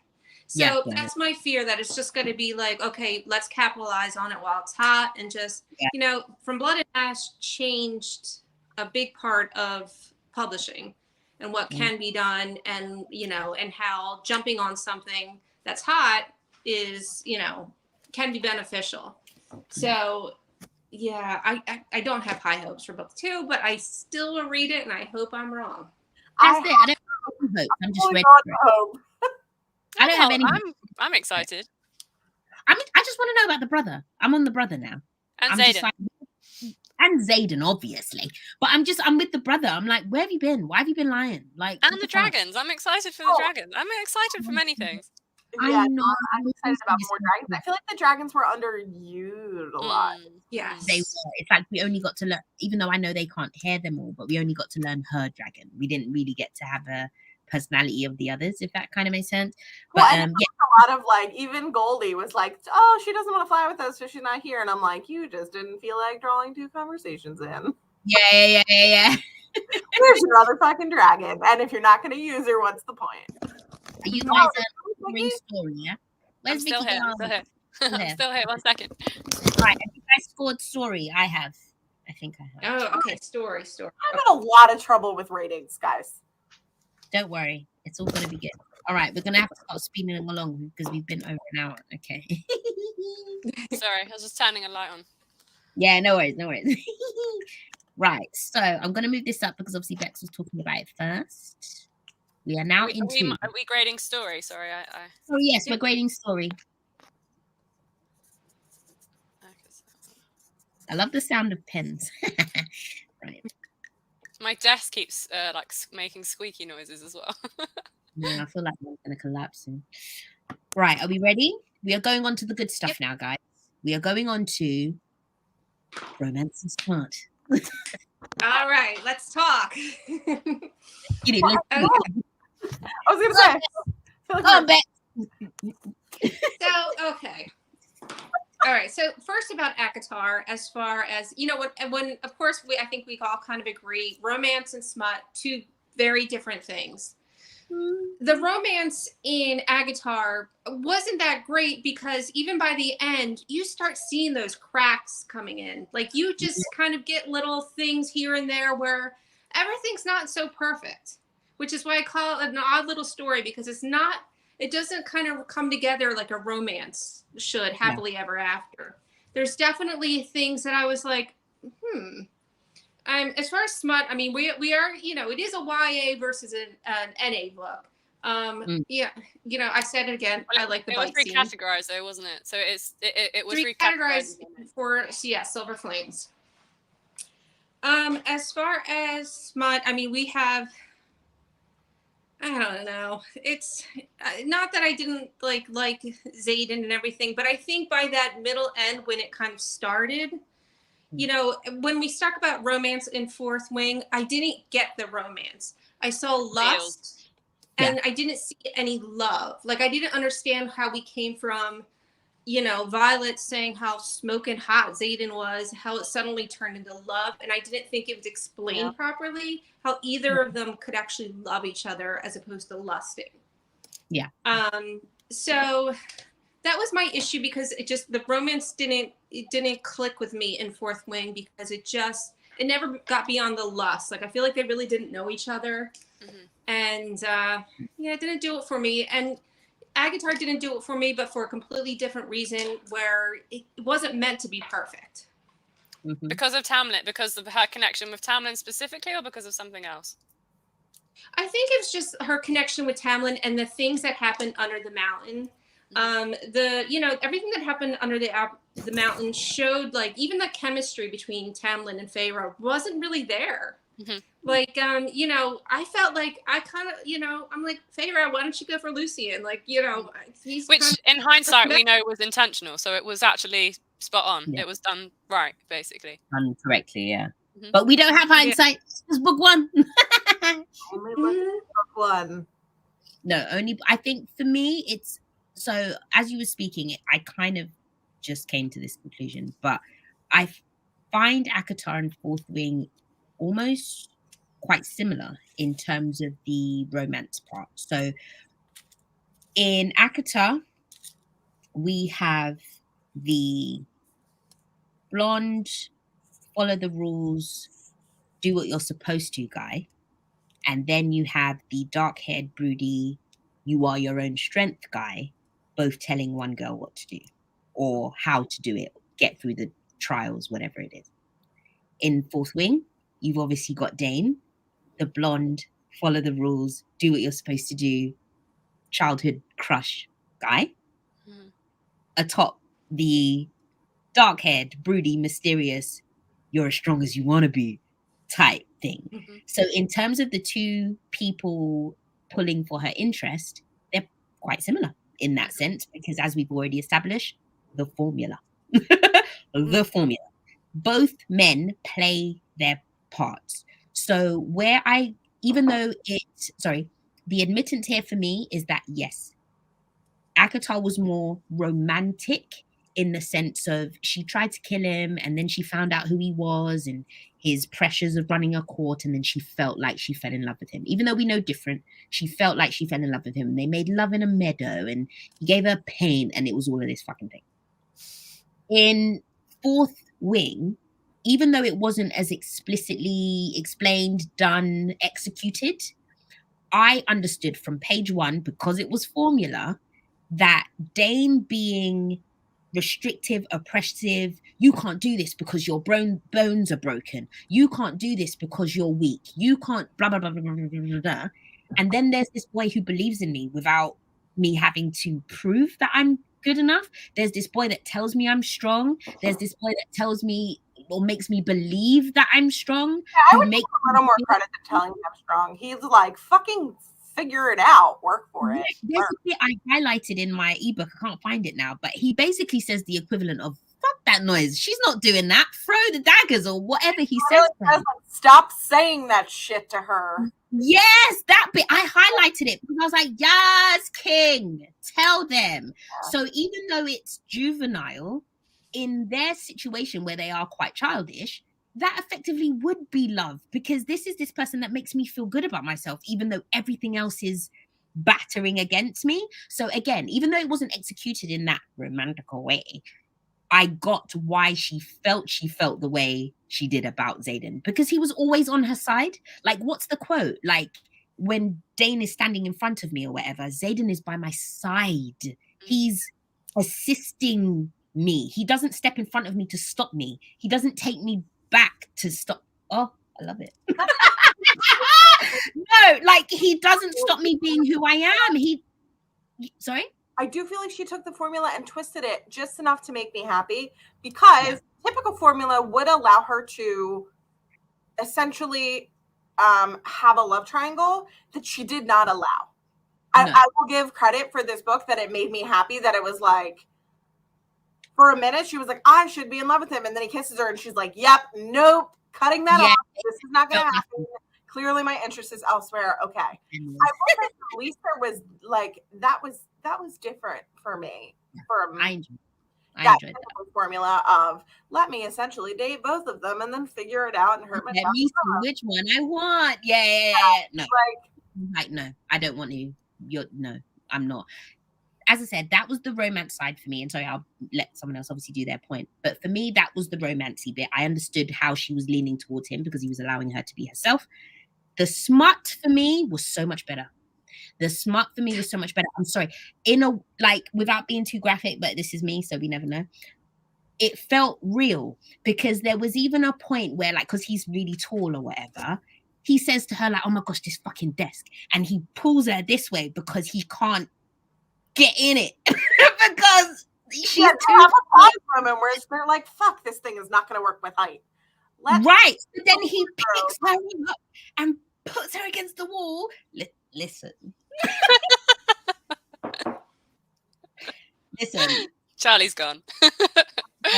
I'm sorry, but coupled with the kind of emotionally, pseudo romance part, and then with the kind of more, I shouldn't say realistic because it wasn't like graphic, but more with the like, I'm too tall and against the armoire and then the lightning because I came and like, woo, that was me, bro. That was me, bro. Yeah, it was hotter. It was definitely hotter. Yeah, I'm with you. Sorry, I'm just. I preferred the slower burn of ACOTAR, even though Tam was never it for me. I still prefer the slower burn. That's 100% true. She was like, "Oh my god, I shouldn't love him, but I do." But it was hotter. It was definitely much hotter. Yeah. Mm-hmm. A whole chapter dedicated to him shirtless fighting. I mean, like, in the thoughts in her head, I was like, yes, I will take this pointless chapter of about shirtless. It was necessary plot development. We needed it. Yeah. I feel like for me, I mean, I'm with you guys. I felt like they both read like Young and Dumb, Falling in Love, which works better when it's like a YA book. And that's where I struggle with it's an adult romance, except that she's falling in love with a bad boy and saying that it's love after 5 seconds. Now, then again, you're 19. Sure. Like, I guess that is what you are like at 19. Yeah. And it's not wrong. Like, me as a 33-year-old woman, I'm like, that's not love. That's hormones. But it's hormones. That's tequila. That's endorphins. What do you want? Did you say parapet again?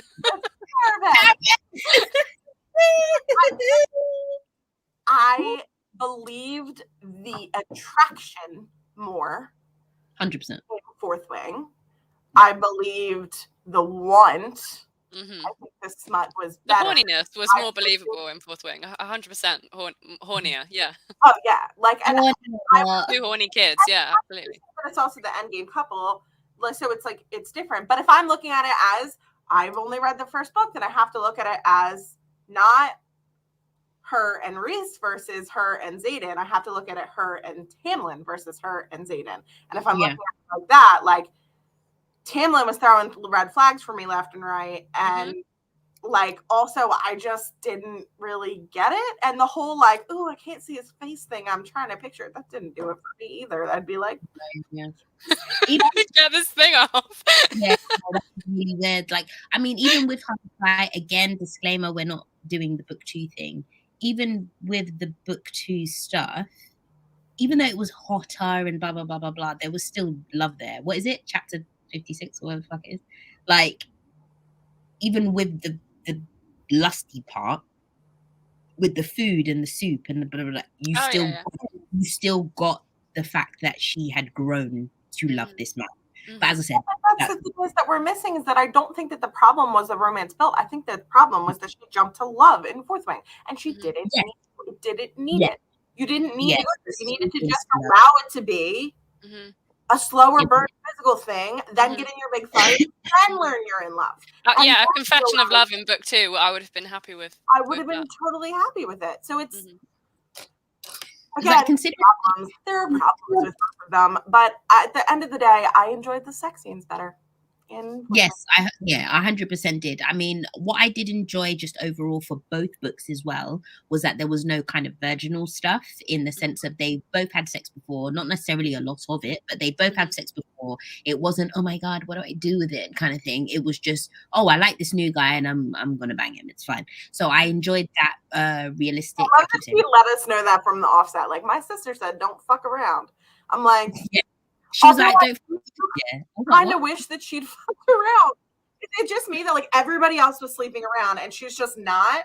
I'm like, that's a romance thing, though, isn't it? That's specifically to not annoy romance readers, I think. Like, that it's very difficult if it's a book where there's just one main couple. It's gonna, romance readers are going into it because they want one main couple, and it can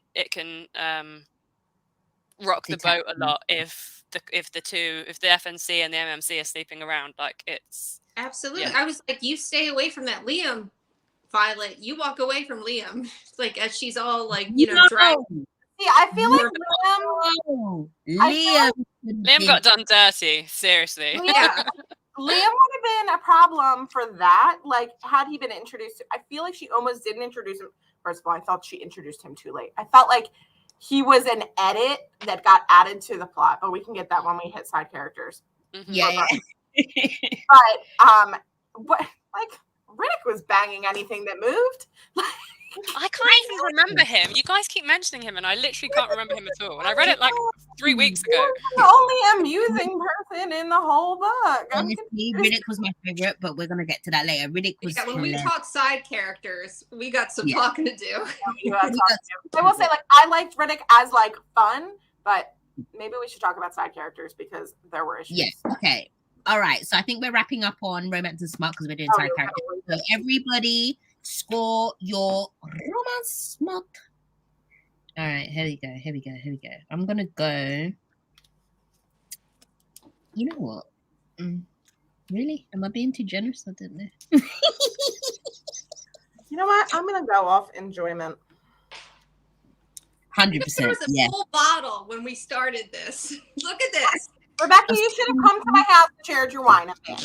You should have been in the same house. That'd have been great. How far away are you guys from each other? 10 minutes. Oh, literally, yeah. Charli and I are like 3 hours away, so not quite that's really sad.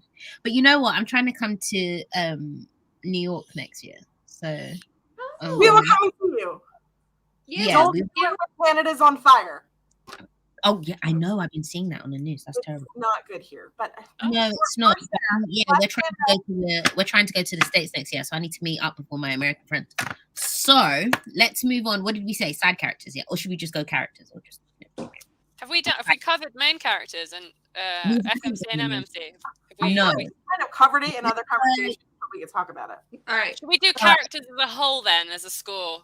Yeah, characters. Okay. Yeah, let me just re-edit this then. No, just go back. Let's go back because I like things to be copacetic. Characters. Oh, that means the score thing will go down because we're not doing it out of 9 anymore. We're doing it out of 1, 2, 3, 4, 5, 6, 7. Yeah, we're now doing it out of 7. Okay. So the total is 30. I feel like I just want to go around for like the 2 main characters of each book and just like say a word that. Oh, okay. So say a word that sums up Violet and Feyre. Violet and Feyre, Tamlin, because it's Tamlin's book. Not It's Tamlin's book. It's true, yeah. Xaden. Okay. All right, you do yours. So what is it? Oh, I didn't want to start. A word for each of them. That's really tough. One word. Okay, tell me who. Can I use phrases? Phrases? Yeah, okay. All right, go on. I'll go. Tell me. I mean, Violet was annoying to me. Violet was probably the worst part of the book, which is why it took my score down because she was so annoying. She was bad. Oh my gosh. I thought she was a scribe and supposed to be smart. But let's break that down though. Which part of her was annoying? Because she was actually quite a determined character. Like she never gave up. About this. Her disability, and she never let that affect her. And she also was actually quite intelligent. So was it the combination? It was a combination of so the whole thing with you are at a war college, Violet. And when she was complaining about being a weapon and crying, and I understand the author was trying to show her humanity, but I wanted her to be a stronger person because it didn't really make sense with everything that she'd been through, that she was throwing a fit and like showing like, I just wanted her to be just stronger as, mentally. The whole thing about the, betrayal that everybody saw coming, but Violet, I would think that, it reminds me a lot of the From Blood and Ash betrayal. But you understood that more because you have a very naive, isolated Poppy character. And then Violet, who's supposed to be a very intelligent scribe, has all this background. It didn't fit with what was supposedly her background. That was a lot of my main issue with the book. Things were told but not shown. I felt like that's what kept her a sheltered character, though. The fact that she had been a scribe, that kept that naivety, kind of. I agree with that, but I would think that she would see more things about what was actually happening in the world if she had been a scribe like her father was and researched and everything like that. And maybe we'll get more of that, of why the parents' dynamic was so bizarre and right. So just to interject of both your points in the sense of it wasn't implied that being a scribe was being a recluse. All it was that scribes are smart ones. They hold our history, they hold our law, they hold our all of this kind of stuff. So the fact that she was just kind of, I'm separate and me and my dad were just in this little hole, that didn't really make much sense. Oh, I kind of got the vibe that she was just holed up in the library and like literally that was like her 24/7. That was I get held up in the library because you like reading, not held up in the library because you're not allowed to leave. That's something a little different. If there had been some setup that scribes are like silent nuns and we stay here and we focus and we don't do anything else and we know nothing, fine, then her naivete could have been explained.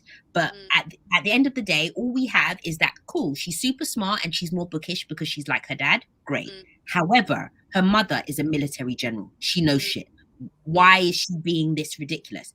It didn't bode true for her. And then to have 2 elder siblings who are more clued up, I get it, you're the bookish one, but how do you still not, why are you not more worldly? I think because I think that actually the point that you just made though highlighted how she was sheltered, and for whatever reason the mum kept her more sheltered. Like I hope that there is a reason to that and that we find that out in book 2, but it felt like it was done intentionally, that she was sheltered from all of those things, and for whatever reason the mum was like, no, you can't be a scribe, you have to do this, I'm hoping that there's that was an intentional thing. You know, I would have agreed if not for everything Violet says at the beginning, that her mum was the one that tells her to be a rider instead, and says that basically she won't bring her family honor over Mulan if she's why? not. Will we find out why? There has to be a why, surely. And until we find that out. If we find that out, wonderful. But as of our rules, just off book one, her mother's induction of her into the riders section, if she had secluded her, makes no sense. Why would you send your daughter to death? Why? If we find that out later, fabulous. Right now, it also said that she was like that too because her father backed it up of like, Violet doesn't belong as a rider. Violet belongs as a scribe like me. Like that was a joint decision from father and mother. And then then he was also the one that I agree with Vicky. It is implied that he did kind of keep her with him there in the library with all of the information, and she does have it. Where I think that the issue is lack of backstory that explains any of that, which is the problem that we're all having with it. But then also there's lack of seeding that information that she was going to have a problem with killing. Yeah. There's a chunk missing for me with the mum and with and her siblings, and why she was very much treated differently to her siblings. I think my dogs are about to go into play frenzy. Absolutely missing. And then there's also just like seeding information. It feels like a late ad. It feels like we need to give her, like she's now has 2 dragons and it's all the things, so we need to give her something that makes her relatable or something. So maybe she is terrified of killing, even though like that's kind of what writers. It really just doesn't sit well with me because none of the things, a lot of the things do not add up.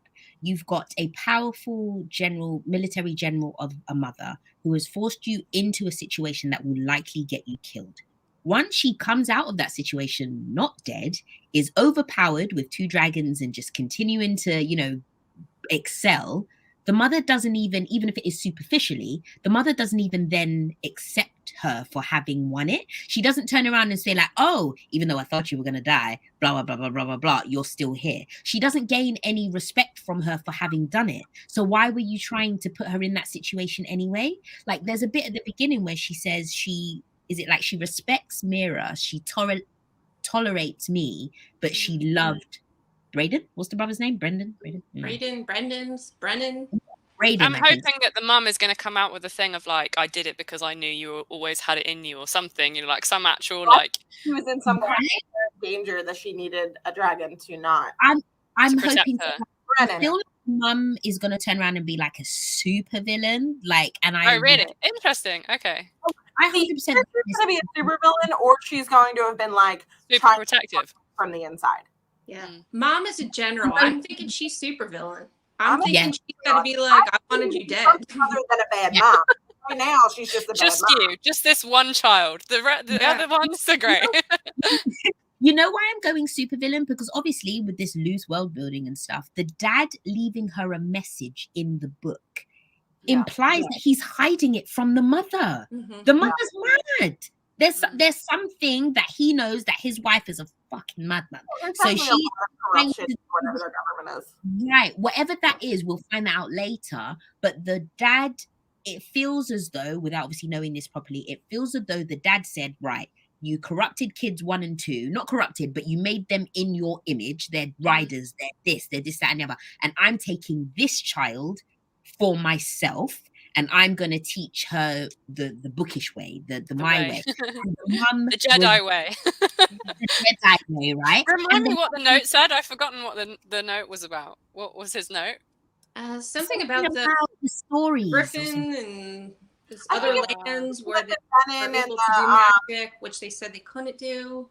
Right. Dude, we've already done story, but I promise you, I don't know what's going on with the things. The white, what's it? The white and the venom. Turn into the venom and what? What are we talking about? I don't know. I don't know. It can even over my head, and then our dad used to read us this story, and why would it be in the book? What? Like, I have no clue what's going on. Yeah. All that's we said to take it back down, like to character and to Violet, because I think that we've kind of covered her at this point. I will say that I wouldn't call her stupid. I would say that there was some seeding backstory failing, but like she did make it worth with a body that was failing her. She did do the poisons thing, which took, you know, she had some agency there, and she went and she did. That's true. I do think that some of her characterization was hurt by a lack of stakes, because we did not believe anyone that she cared about would die. Yeah, stakes. That's a good one. Yes. Well, and that brings to me to the whole like side characters in Fourth Wing. Like you cannot compare. Like take the dragons out, but you cannot compare the backstories that we are given in ACOTAR with Lucian, the sisters, all these other compared to literally we are given. It is literally like a Hallmark Christmas movie best friend backstory that we are given all these other characters in Fourth Wing. We don't know anything about them.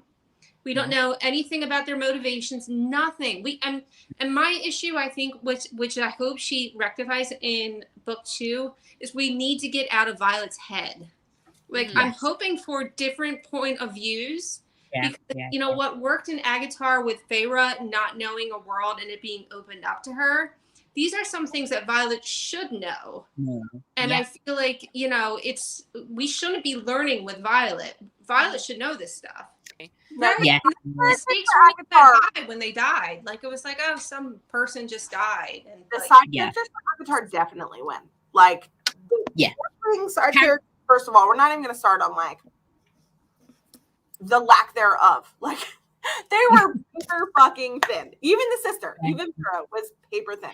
Like, Mira, like a little bit, tiny bit, maybe is Liam, who they introduced late. They like mentioned that there's this really strong guy in another wing that felt like somebody was like, you never mentioned him before. Now you need to go back and put like something about him in the first couple chapters. So they go back and mention him. Like that's what it read like. And because he was introduced late and so close to her, which could have been taken up by Xaden being that close to her, by the way. Like he could have put her around that would have been more fun. And there's zero sexual tension there, so I'm annoyed. And like he's just like boring hot guy who has no problem following you to the bathroom all the time and didn't you. It was even with what's the best friend's name, Rhiannon or whatever. Like they tried to give her the backstory with like, oh, we're gonna sneak out and go and see her sister who's having a baby. And then nothing happened. So you gave us a reason to enter the world outside of the college and then did nothing with it. Cool. Okay. Like that made absolutely no sense. Why make them go outside? Mira could have gotten in trouble. They could have run into. They could have been like this men shit. That anything could have happened why they went outside, but at the outside just meant nothing. Like the only time outside was. He could have showed up when she came out from the dining hall. Like it. We haven't talked about Feyre at all. We've just focused on Violet. I do like Feyre. Like I like. I mean, you know, one of my issues with Violet in this is that we are shown that she has like some physical issues, but then we give her all this power in part 2. In ACOTAR, you know, regardless of what happens on book 2, she's very human. Like she has very big limitations, and she needs. I mean, sometimes she has to have help from like the other characters. But and I can respect that Feyre is like comes from a very small place where she has little knowledge of anything that happens beyond her little space. Yeah. And her fear of the Fae and everything, like I can understand that. And the fact that she's also provides for her family, and I love that Nesta is Nesta on the first page that we see her. And another issue that I feel like between the difference is that, especially with like Nesta, with ACOTAR, I feel like we have flawed characters. Even the main characters, they have big flaws. Yeah. Like, even though Tamlin is a dud. Like, all right, like, Tamlin's a dud. Hey, look, I haven't read the other books. I know y'all love Feyre. She was a bit of a sad sack for me. Like, sad sack. She was kind of naive and kind of but like her side characters were awesome. Like, everyone else besides those two, like Lucian, yeah. Oh, I love Lucian. Any character's ass. No, I hear that. I mean, with Feyre, for me, I didn't hate Feyre until a lot later in the series. I don't hate her. Like, I just was like, No. okay, I won't say hate, but I didn't start to get my dislike of Feyre until much later in the series. But obviously, just focusing on first book, as we keep saying, I liked her because she was, I wouldn't say relatable in that sense. I mean, I don't hunt wolves, but I was more invested in her plight. I felt bad for her that her sisters weren't helping. I felt bad for her that she, you know, had this kind of unrequited, you know, barnyard love thing, and that she wanted more and didn't know how to get more. And then she found this more across the, you know, across the magic barrier and blah, blah, blah. I was Her inner invested. monologue felt a bit more relatable. Yes, her inner monologue. and then I liked Sarah at the back third. It's when she was in with La La Kear, Land. I was like, meh. No, that's the thing. It's like, I get that there was a bit of meh kind of thing, but I was more invested because I think, as we've mentioned on previous issues, because we were learning along with her, some of her ignorance, some of her naivety was more acceptable because we didn't know either. With Violet, this is meant to be your standard. Your mum is a warrior, your dad is bookish. Whichever side you take it, you're meant to be more prepared for this. And even though you have your physical ailments, which you seem to be perfectly like capable of overcoming with tying up your knees and wrapping your knees and stuff, it was almost like, as much as the disability rep was wonderful in terms of having someone who's not quintessentially perfect, it was like, oh, I'll just wrap my knees and I'll be fine. Okay, cool. So physically you're fine, but she just got everything and just went through everything. Feyre had her hang up. She couldn't read. She couldn't write. She was poor for however long. She had agency. She had drive for something. In retrospect, in comparison, Violet, yes, you had drive not to die, but because of the setup of, or lack of setup of the school, for the lack of setup of the other characters, for the lack of setup of the story, I knew you were never going to die. So I don't care. Well, like, it's like, once she got the dragon, I did need more agency from her. Like, I needed her to start. You wanted to be a scribe, start seeking out information. When you're learning that you're not being told things, why is that okay? Like, you know what? Seek information. Yes, seek information. I mean, obviously, we're using the dragons as characters as well, yeah? So the dragons were wonderful, but they were too kind of predictable for me. So when I was reading it, first when it said, oh, the feather tails are, you know, you never see them, you don't know where they come from, blah, blah, blah, blah, blah. I thought, oh, she's going to get a feather tail, because I thought it was special. Once you found out that the feather tail was just a hatchling, and then they kept harping on about the only other black dragon is the most powerful. All right, cool. So she's going to get the black dragon. It was so obvious that she was going to be the overpowered female with the most powerful dragon. Like, we knew it was going to happen. It was staring you in the face. Would you have liked her to have a weaker dragon? Would you have preferred that? I would have preferred her to just earn any dragon, and something about her inner spirit coming together with this regular dragon and creating something special. I don't know how that would be, but it was just like, okay, of course she's going to have this awesome power because she's got this awesome dragon. What she should have done, or what could have been done, should I say, is for her to earn a dragon on her own, of her own merit, who wasn't the best of the best, even though she isn't the best of the best, and build on that. And even though I completely respect the reason the dragons say they chose her, oh, you protected the smallest of us, we respect your valiancy and all of that good stuff, everything that was set up about why dragons choose someone didn't match why they picked her. I mean, I did take that as like, the dragons are like, they don't know why we choose them. And I did like that answer of like, silly humans, you have no idea why we do these things. Yes, and I 100% respect that about the dragon's personality themselves, but I felt it was too ticker box, too cliche, too trope filling, that the somewhat, forgive me, broken girl with the disability was able to control and manage the biggest fucking dragon in this place. Yeah. No. She gets it. He's the main character. No. She can't even manage it. I've seen this done better. It's not. Say again? I see exactly what you're saying, because it was done better in Throne of Glass, where she did. Manon. Manon doesn't get the best dragon. Whatever his name is. Yeah. Sorry, what? What was his name? Albatrox or Abraxas. Yes. She doesn't get the big bad. The shitty dude or shitty girl gets the fighter. Bad. She gets the broken dragon. Weak dragon. Yeah. And then it becomes a badass. And I think that they could have gone that route instead. I mean, it's the first time, and like, I'm not bad at it. Like, it's fine. And I do like the dragons. I like the talking. I like that I like that her dragon's a snark. Yes. Oh, I love him. He's not like doting on her. Yeah, I think I said it to you in one of our chats. I loved that. It's just a small thing, but I love that they're gender swapped. So she's got the male dragon and then Xaden has the girl. It almost just kind of, that kind of mirror matching thing. And yes, the mating thing was awesome. Like, I love her them having sex affecting them. That cracked me up. That made me laugh. Was hilarious. I absolutely loved it. Because it was clear that like her Taryn could talk to Xaden, but there's very little of the opposite happening. Yeah, I forgot Mama Dragon's name. Is that how you pronounce that? Scale? I don't know how to say it. I got the feeling that was just because his dragon's character was more reserved. Yes, 100%. So when she spoke, it meant more. I get that. I do like I don't know.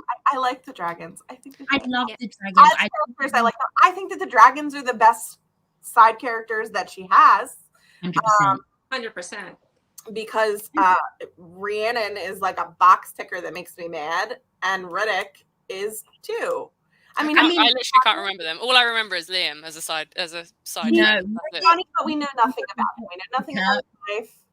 No, Riddick was a box ticker, but I enjoyed him so much. Like when they were walking past the dragons to obviously, what was it, before threshing or whatever, and then the girl in front of him got burnt up, and he was like, "Oh, that's one less person," kind of thing. I was losing it. Like he was just the class clown, and I liked the fact that she included a character that was like that in a situation that was supposed to be so high stakes and so scary. Like at least there was one person who was able to kind of maintain his humor and his humanity and just have fun, even though this fun with no backstory is impressive, and that makes me mad. Of like, you gave Rhiannon nothing. She has no personality, no stakes, no backstory. She apparently has a sibling who has a baby, and that is all we know or care about her. And also, you managed to make her like a lesbian, I think. Bi, yeah. With a girl and a dude, and then she's the only like stated person of color. Yeah. In the whole book.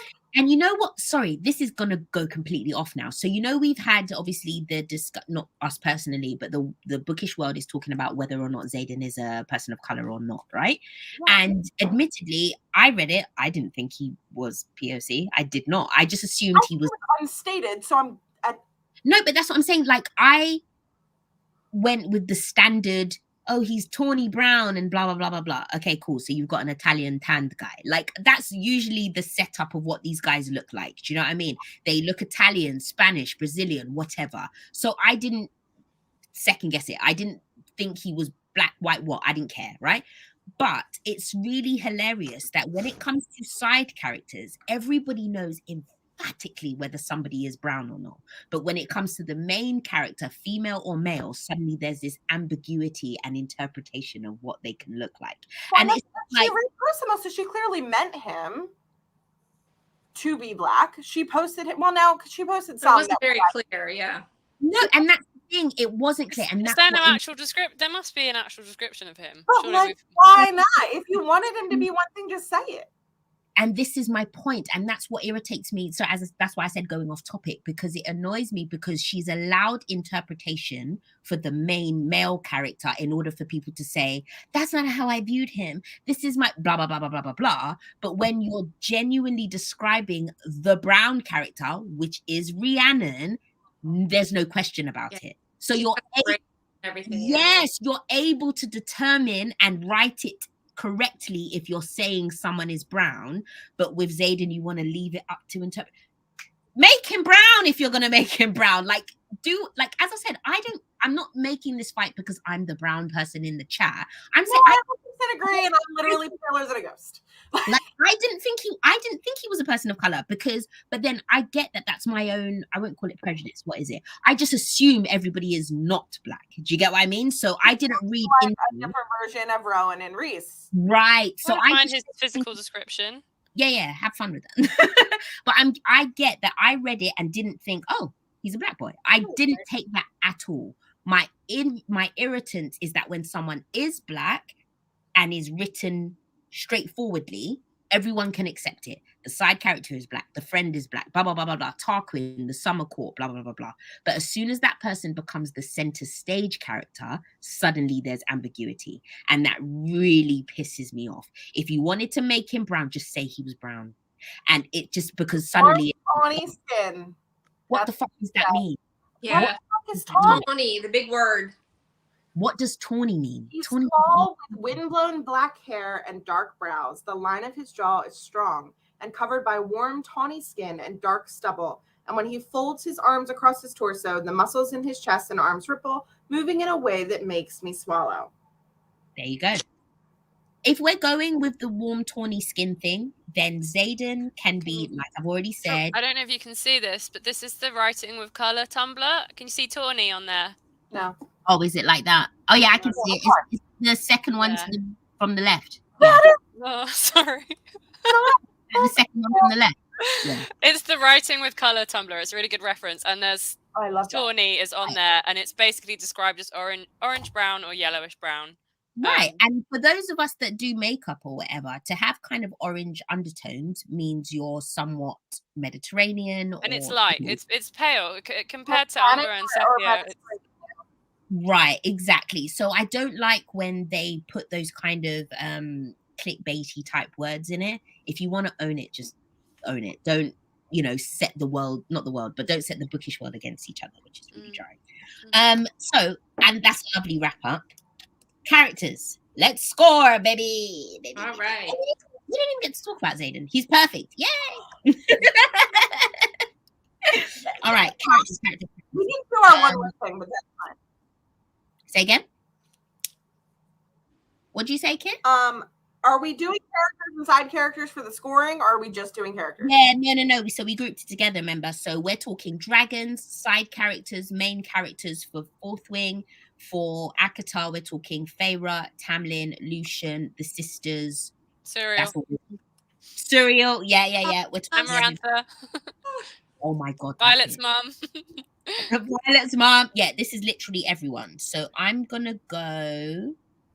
Oh gosh, Christmas in July is coming. All those Hallmark Christmas movies are going to be on. You got to see all these side characters, no backstory, and you're going to think about backstory.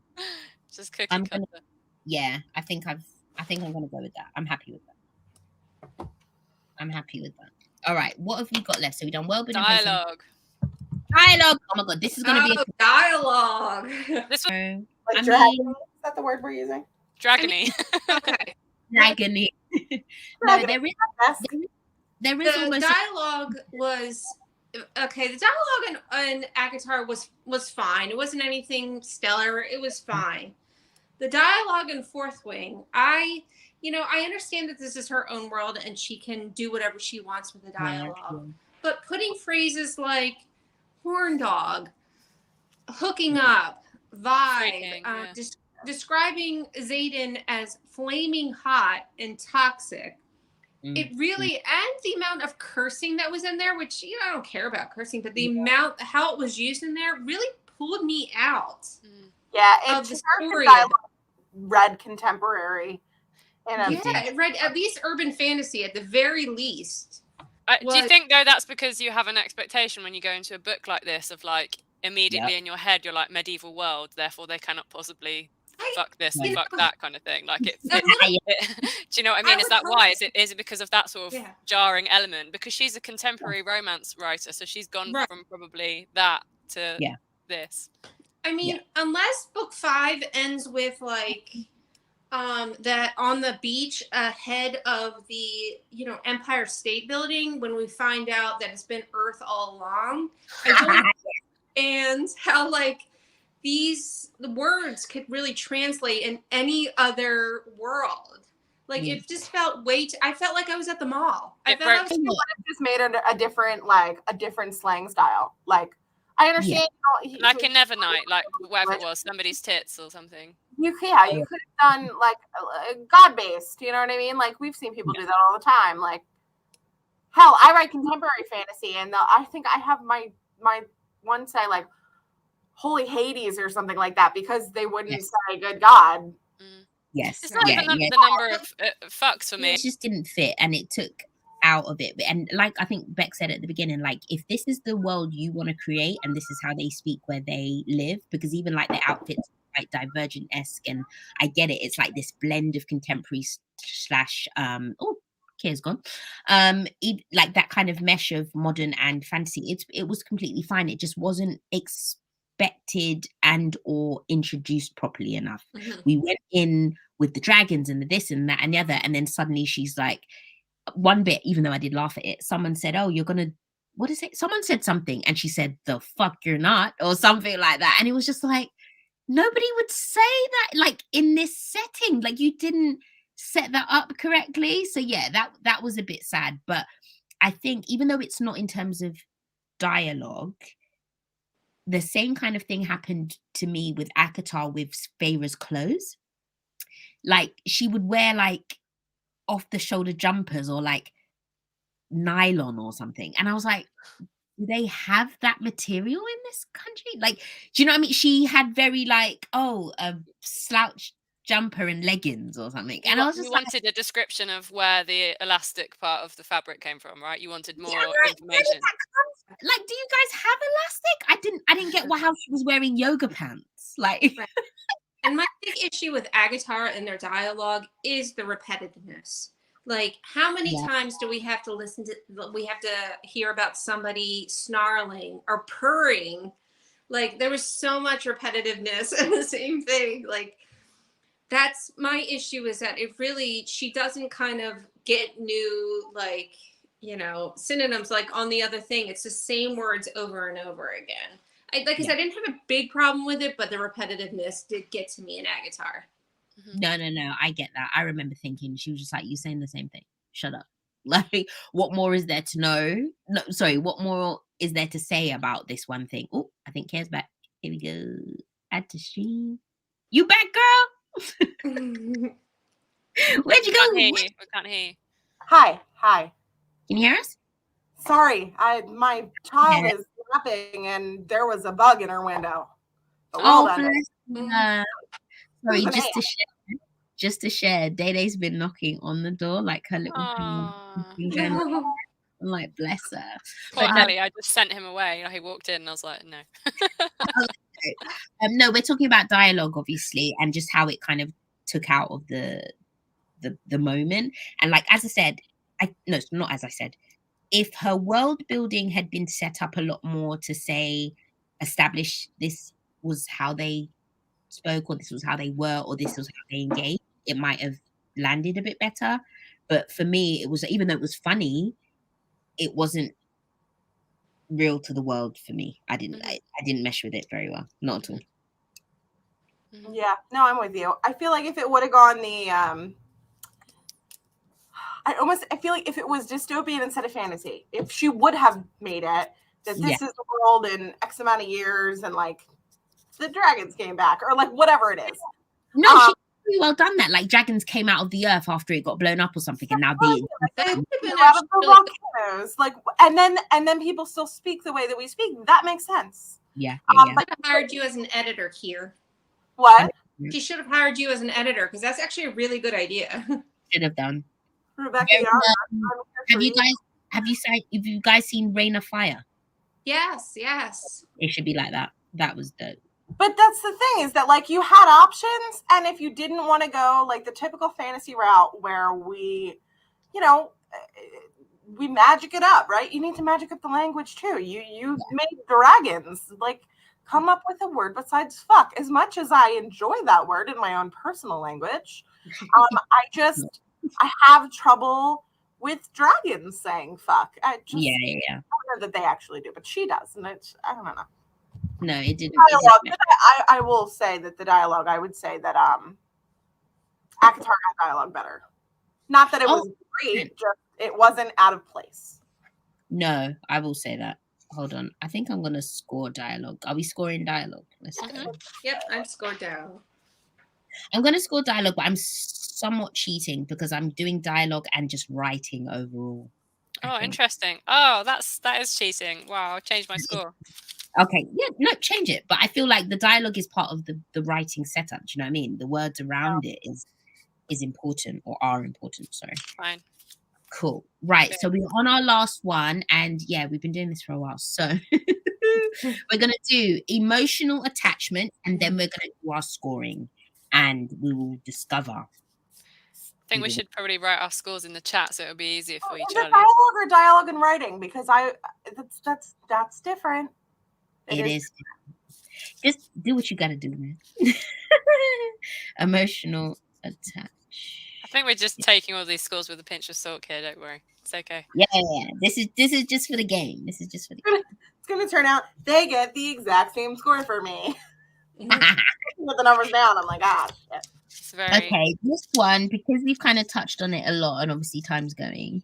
We've discussed how we kind of liked it and how we felt engaged with it. So emotional attachment for ACOTAR. Yes. So I definitely felt that like Fourth Wing, my emotional attachment was really only toward the dragons. Mm-hmm. You know, we had, 75% of her class get killed during the book, and nobody cared. But the second one of the dragon passes, that got to me. Like, that was pain. Yeah. The emotional attachment to ACOTAR was just on a different level, just only because that world was so small, and the characters were just more developed. Like I said, they don't become more developed till later books, but these characters had started where you actually start to care about them, whether it be the housekeeper or, of course, Lucian or anything like that, and all these other players that were in there. But yeah, I didn't really feel much emotional attachment to anyone except for the dragons in Fourth Wing. It really, if we take Violet out, I'm okay with that for the next book. I'd be fine. I do hope they do multiple point of views for the next book, because I feel like it's needed, because I think like the internal monologue of Violet is just too much. Yeah. I feel like Xaden would have been a good breakup, and I feel like opening up the world and therefore getting his viewpoint is going to be urgent for book 2.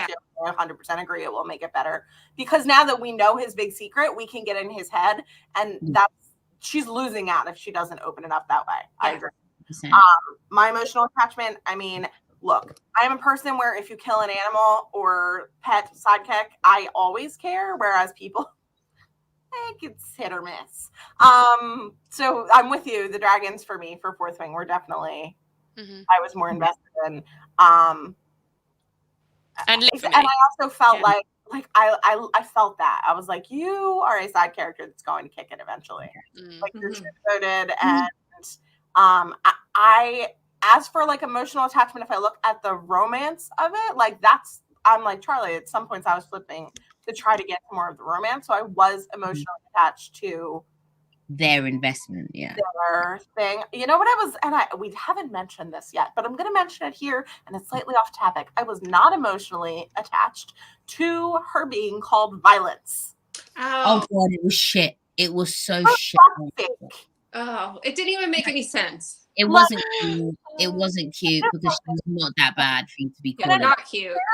That's fine. But she needed a pet name, and that was his pet name. So yeah, but it wasn't. There's like no thought. Like the easiest one you could have gone for. Right? Like, I'm just gonna even though we did the character thing already, I'm gonna touch on the fact that, like, okay, so his name is Xaden, and someone else Zaddy. Riddick and Zaddy. Like, all these cool names, and then her name was Violet. What? So that he could call her Violence.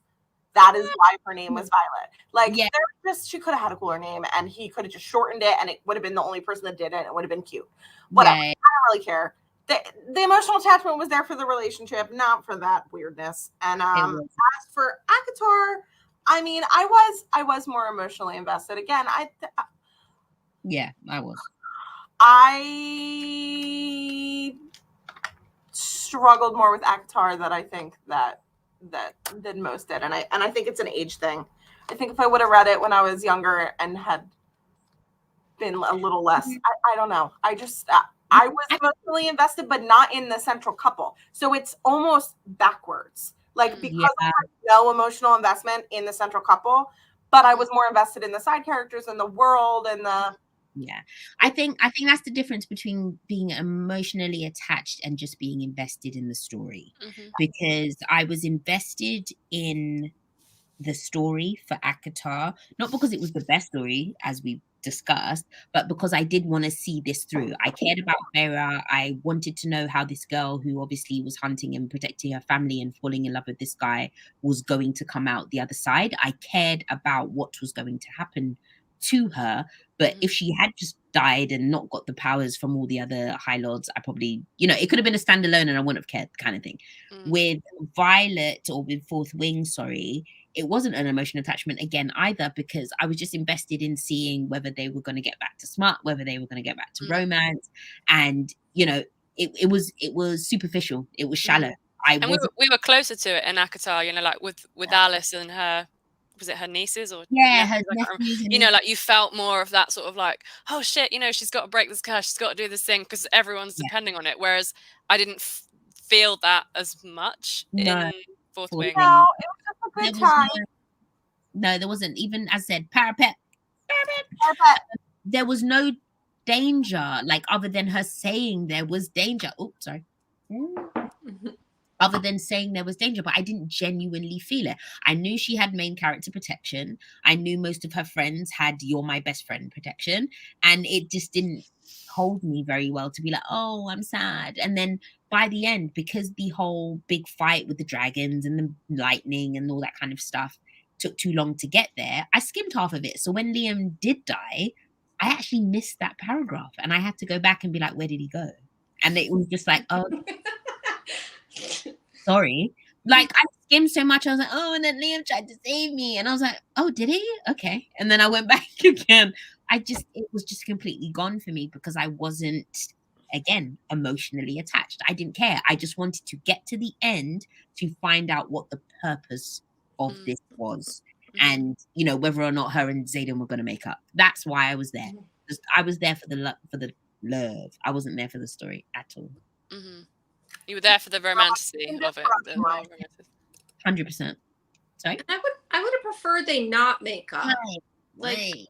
Felt like I'm still like wanting something from them, and I would have preferred that they, whether she feels a betrayal and whether she should or not. I just they're just like, okay. No, I want them to be mad at the betrayal, and then they're back together. Like, but that's so that it can be that enemies to lovers to enemies to lovers to whatever. That's why, isn't it? So that it's going to happen in that. I just think it's an irritant because we know she's going to forgive him because of course you are. But I wanted something for him to hate her. Not hate, but I wanted him to have something against her so that she wasn't kind of on this pedestal. Yeah, it needed to go both ways at the end there. Like, that needed to be, that's where if I was let down by anything, like, it was fun, it was a good time, and there were issues, whatever. My biggest thing is probably that ending is like, you're gonna let it be that. You're gonna let her be a little bit mad, but like not be fully mad, just be like, now I have a wall, and him be like, no, but I love you. Like, you never. You're so angry. So angry. So, sorry, obviously, because time is going now. So we all got our emotional attachments. Do we want to score this? And then I'm ready to score. Yep. Emotional attachment for Fourth Wing and for ACOTAR. I'm going to go with emotionally attached to the dragons. 100%. Exactly. Anyone else in both stories? I was saying today, I'm like, those dragons are like the baby Yoda of books. I love those dragons. Goldie, honestly, I love her. I know we didn't touch on her enough, but honestly, when she was like and I'm still a Feathertail. I was like, Yeah. oh! I'm almost 2. I love that they were like, hey, you're a dragon baby? And they're like, I wouldn't let my fucking dragon baby come out. You know. Yeah. And like they made the little harness so that she could fly. Oh, yes. Oh, I love little harness. Oh my god, the little harness is breaking my heart. Okay. Artists. I don't know why, but My Little Pony was in my head for the baby dragon. Same. I think of My Little Pony. When she said, what did she say? Like, I'm almost 2. I was Yeah, like, she's like, I'm almost 2. This is the energy this book needed. I love you. she said, I'm almost 2, like it was a big deal. I lost it. The thing is, I thought she was going to be their baby. Like, I did think she was going to be there. But the fact they even adopted her, it was just, oh, it was so cute. And then when she uses her powers and she's tired. I just think novella of just like the dragons living their lives, not with people. Right? Okay, guys. That'll be book 5. Right. Okay, so has everybody got their scores in order? So I'm going world building, pacing, story, romance/smart, characters we combined, dialogue, and then lastly emotional attachment. Everyone's got those in order, yeah? I separated out romance and smart. I feel like that's such a hard one to combine. I feel like you need to combine them, my friend. Oh, that's so tough because they're polar opposites. Yeah, that was a hard one with the romance and smut put together. Okay. All right. Mine are very middle of the road now. Know when we're ready. And then it's game time, guys. Results. Final. Okay. Are we adding them up? Or are we? No. So we're gonna Reveal. go around. So me, Bex, Vix, Kear. We're just gonna go around, and then I'm gonna obviously do my math as we go, and then give it a final thing. So. Wait, hold on. Yeah, I've done this math completely wrong because world building is going to get a total 5, 10, 15, 20. So a possible total of 20. So 2, 4, 6, 8, 10, 12, 14. Yeah, so the total could be 140 points. Does that make sense? Don't ask me maths questions, Charlie. I will literally just blank. And I'll hold up our responses. Yes, exactly. So I'm going to go first. I gave... world building, we're doing. I gave Fourth Wing a 2. Okay. Me too. Right, +2, that's 4. Vicky? I gave it a 3.5. I feel like all my scores are going to be very generous now. Oh, did you give halves? Oh my god. Right. Sorry. That. All right, I'm sorry. The world building, I gave the Fourth Wing world building a 1. No one. All right, so the total of 8.5 for Fourth Wing. Or Fourth Wing. Out of 20, is this? Out of a possible 20, yeah. Okay. All right, so world building for ACOTAR, I gave a 5. Bets? I gave a 3. +3. Okay, that's 8. That surprises me. Here? Okay. Oh, sorry. Someone go. I give it a 4. All right, +4. 4 from me as well. Ooh. ACOTAR gets a 16. Didn't see that coming. ACOTAR gets a 16 for world building. Ooh. Versus, what was the other one? 8.5. All right, let's go. We are doing pacing. Again, we'll go around the same way. Me, Bex, Vix, Kear. Fourth Wing for me got a 3 for pacing. Bex? Pacing for Fourth Wing got a 2. All right, Vicky. 3. Kear. 3. All right, 11. Okay. Right. We're gonna have to do this again when book 2 comes out and do. Oh God, yeah, this is fun. Yeah. Hey, ACOTAR for me. Pacing, I gave it 3 as well. I just went even across the board. Bex? 3. Nice. 3. Yeah. 2. Rebecca, see your stare. So they even for pacing. They both got 11. Oh. Right. Fair enough. Next up, story. Fourth Wing got a 3 from me. Bex. Fourth Wing also got a 3 from me. Nice. Vicky. 3.5. Yeah. Apparently, I am Team Fourth Wing. I gave it a 4 because we said it was based on how much fun you had.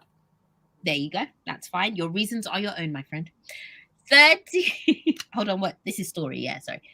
13.5. All right. It's getting intense. Romance smut. We are on. No, we didn't do. ACOTAR. Oh, sorry. ACOTAR. Oh, I gave a 3 for story as well, actually. Yeah, 3. I also gave a 3. Nice. I gave 3.5 again. 3.5 again. Here. 3. And you gave it 3. 12.5. So ACOTAR lost out on story by 1 point. Tense. All right. I wish I had like background music. I'm going to edit this later. Right. So, romance smut. I gave Fourth Wing a 5. I was very generous with this one. Sorry. Very generous. I gave it a 3. Nice. Becky. Well, because I scored them separately, I then had to average them. So a 3. Okay. Thank you. And Kit? I gave it a 4. 15. Oh, Zayden. An even 15. Oh, Zayden. Oh, Zayden. ACOTAR for romance / smut. I gave it 3. I gave it a 2. Nice. Vicky. I gave it a 3 again because I had to average my romance and my smut, but they were opposite ends for both of them. Kear, what did you give it? You gave it 2? 2. Nice. Okay. And that's a 10. Wow. Outdid it by 5. So, just as an update, world building, Fourth Wing 8.5, ACOTAR 16, almost half. Wow. Pacing, they both got 11.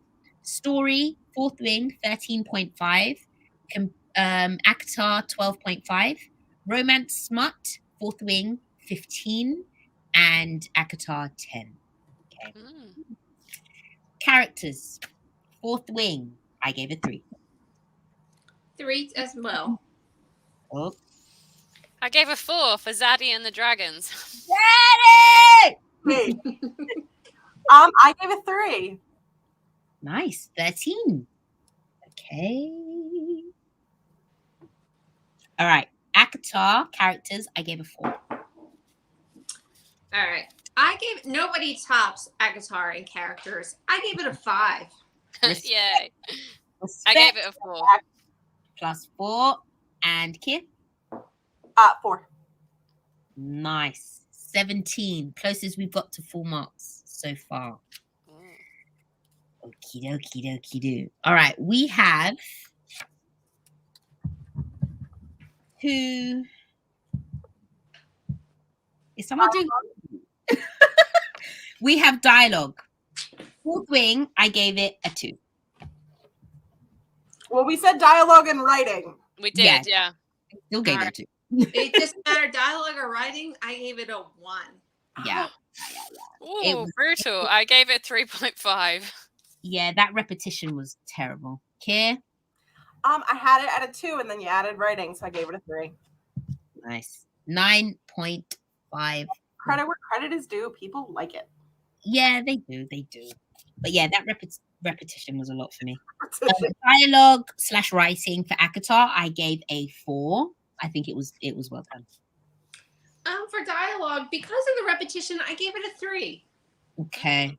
I gave a 4. It's for ACOTAR, yeah? And Kear? 4. Oh, 15. Nice. Okay, so we've got emotional attachment to go. So what I'm going to do, I'm going to add up what we've got left. Sorry, I'm going to add up what we've currently got and then see what's left, if you understand what I mean. So 8.5 plus 11 plus 9.5 plus 13.5 plus 15 plus 13 equals. Okay, hold on. I'll tell you in a second. 16 plus 11 plus 15 plus 12.5 plus 10 plus 17. Shit. Is it bang on? Is it bang on? Because Right. I reckon it's going to be very close. Right. So with emotional attachment to go, fourth wing is at 70.5. ACOTAR is at 81.5. Oh yeah. So it's already. So ACOTAR is 11.5 points in the lead. So what I'm going to do first is ask for your ACOTAR ratings so we know how much fourth wing would need to beat it. Do you understand what I mean? So it's probably not, but that's mine. Emotional attachment for ACOTAR, I gave 3. Bex? Oh, emotional attachment for ACOTAR, I actually gave a 5. I bet you did. Just very passionate. I gave a 4. That's 4. Okay. Charli, I think that we need to compare notes. I think we have all the same scores. I gave a 3. Nice. 15. So 5, 6, 9. So 96.5. Hold on. Take away. Oh, baby fourth wing. So fourth wing needs 26 points to win, which isn't going to happen because only 5 points can only get up to 20. But just so we know, fourth wing, I gave a 2 for emotional attachment. Bex? So the only emotional attachment I have is to Goldie. She is my only hard line. I give it a 2. I gave it 3. I too gave it a 3. Plus 3. I feel like my scores were all very generous. Of us, it's fine. So, at the end of that, the winner has been determined as A Court of Thorns and Roses with 96.5 points out of a possible, what was it? 5, 10, no, 2, 4, 6, 8, 10, 12, out of a possible 140. It got 96.5, whereas fourth wing got 80.5. So it lost by 16 points. That's in the grand scheme of things. Pretty close. Yeah. Do you know what I mean? Like it's. I'm sorry, but for someone's first fantasy series, like that's not bad. I mean, That's it's actually not bad. I think both ACOTAR and Fourth Wing are both, kind of gateway series into fantasy and bringing more people to the genre. And romance, yeah, absolutely. Yeah. I think that Fourth Wing could be what ACOTAR is to a new generation of readers that have aged up, which is nice.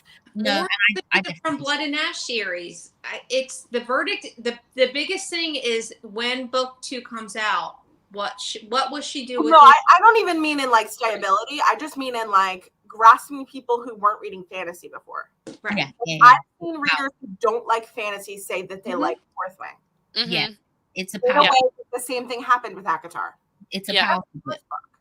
I think that the dragons definitely were a big draw for that.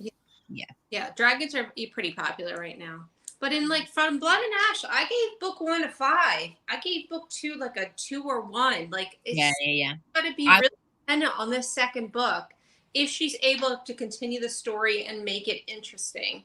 So I'm actually really, even though I'm really interested to read book 2 to see where she goes with the story. Does she completely open the world like?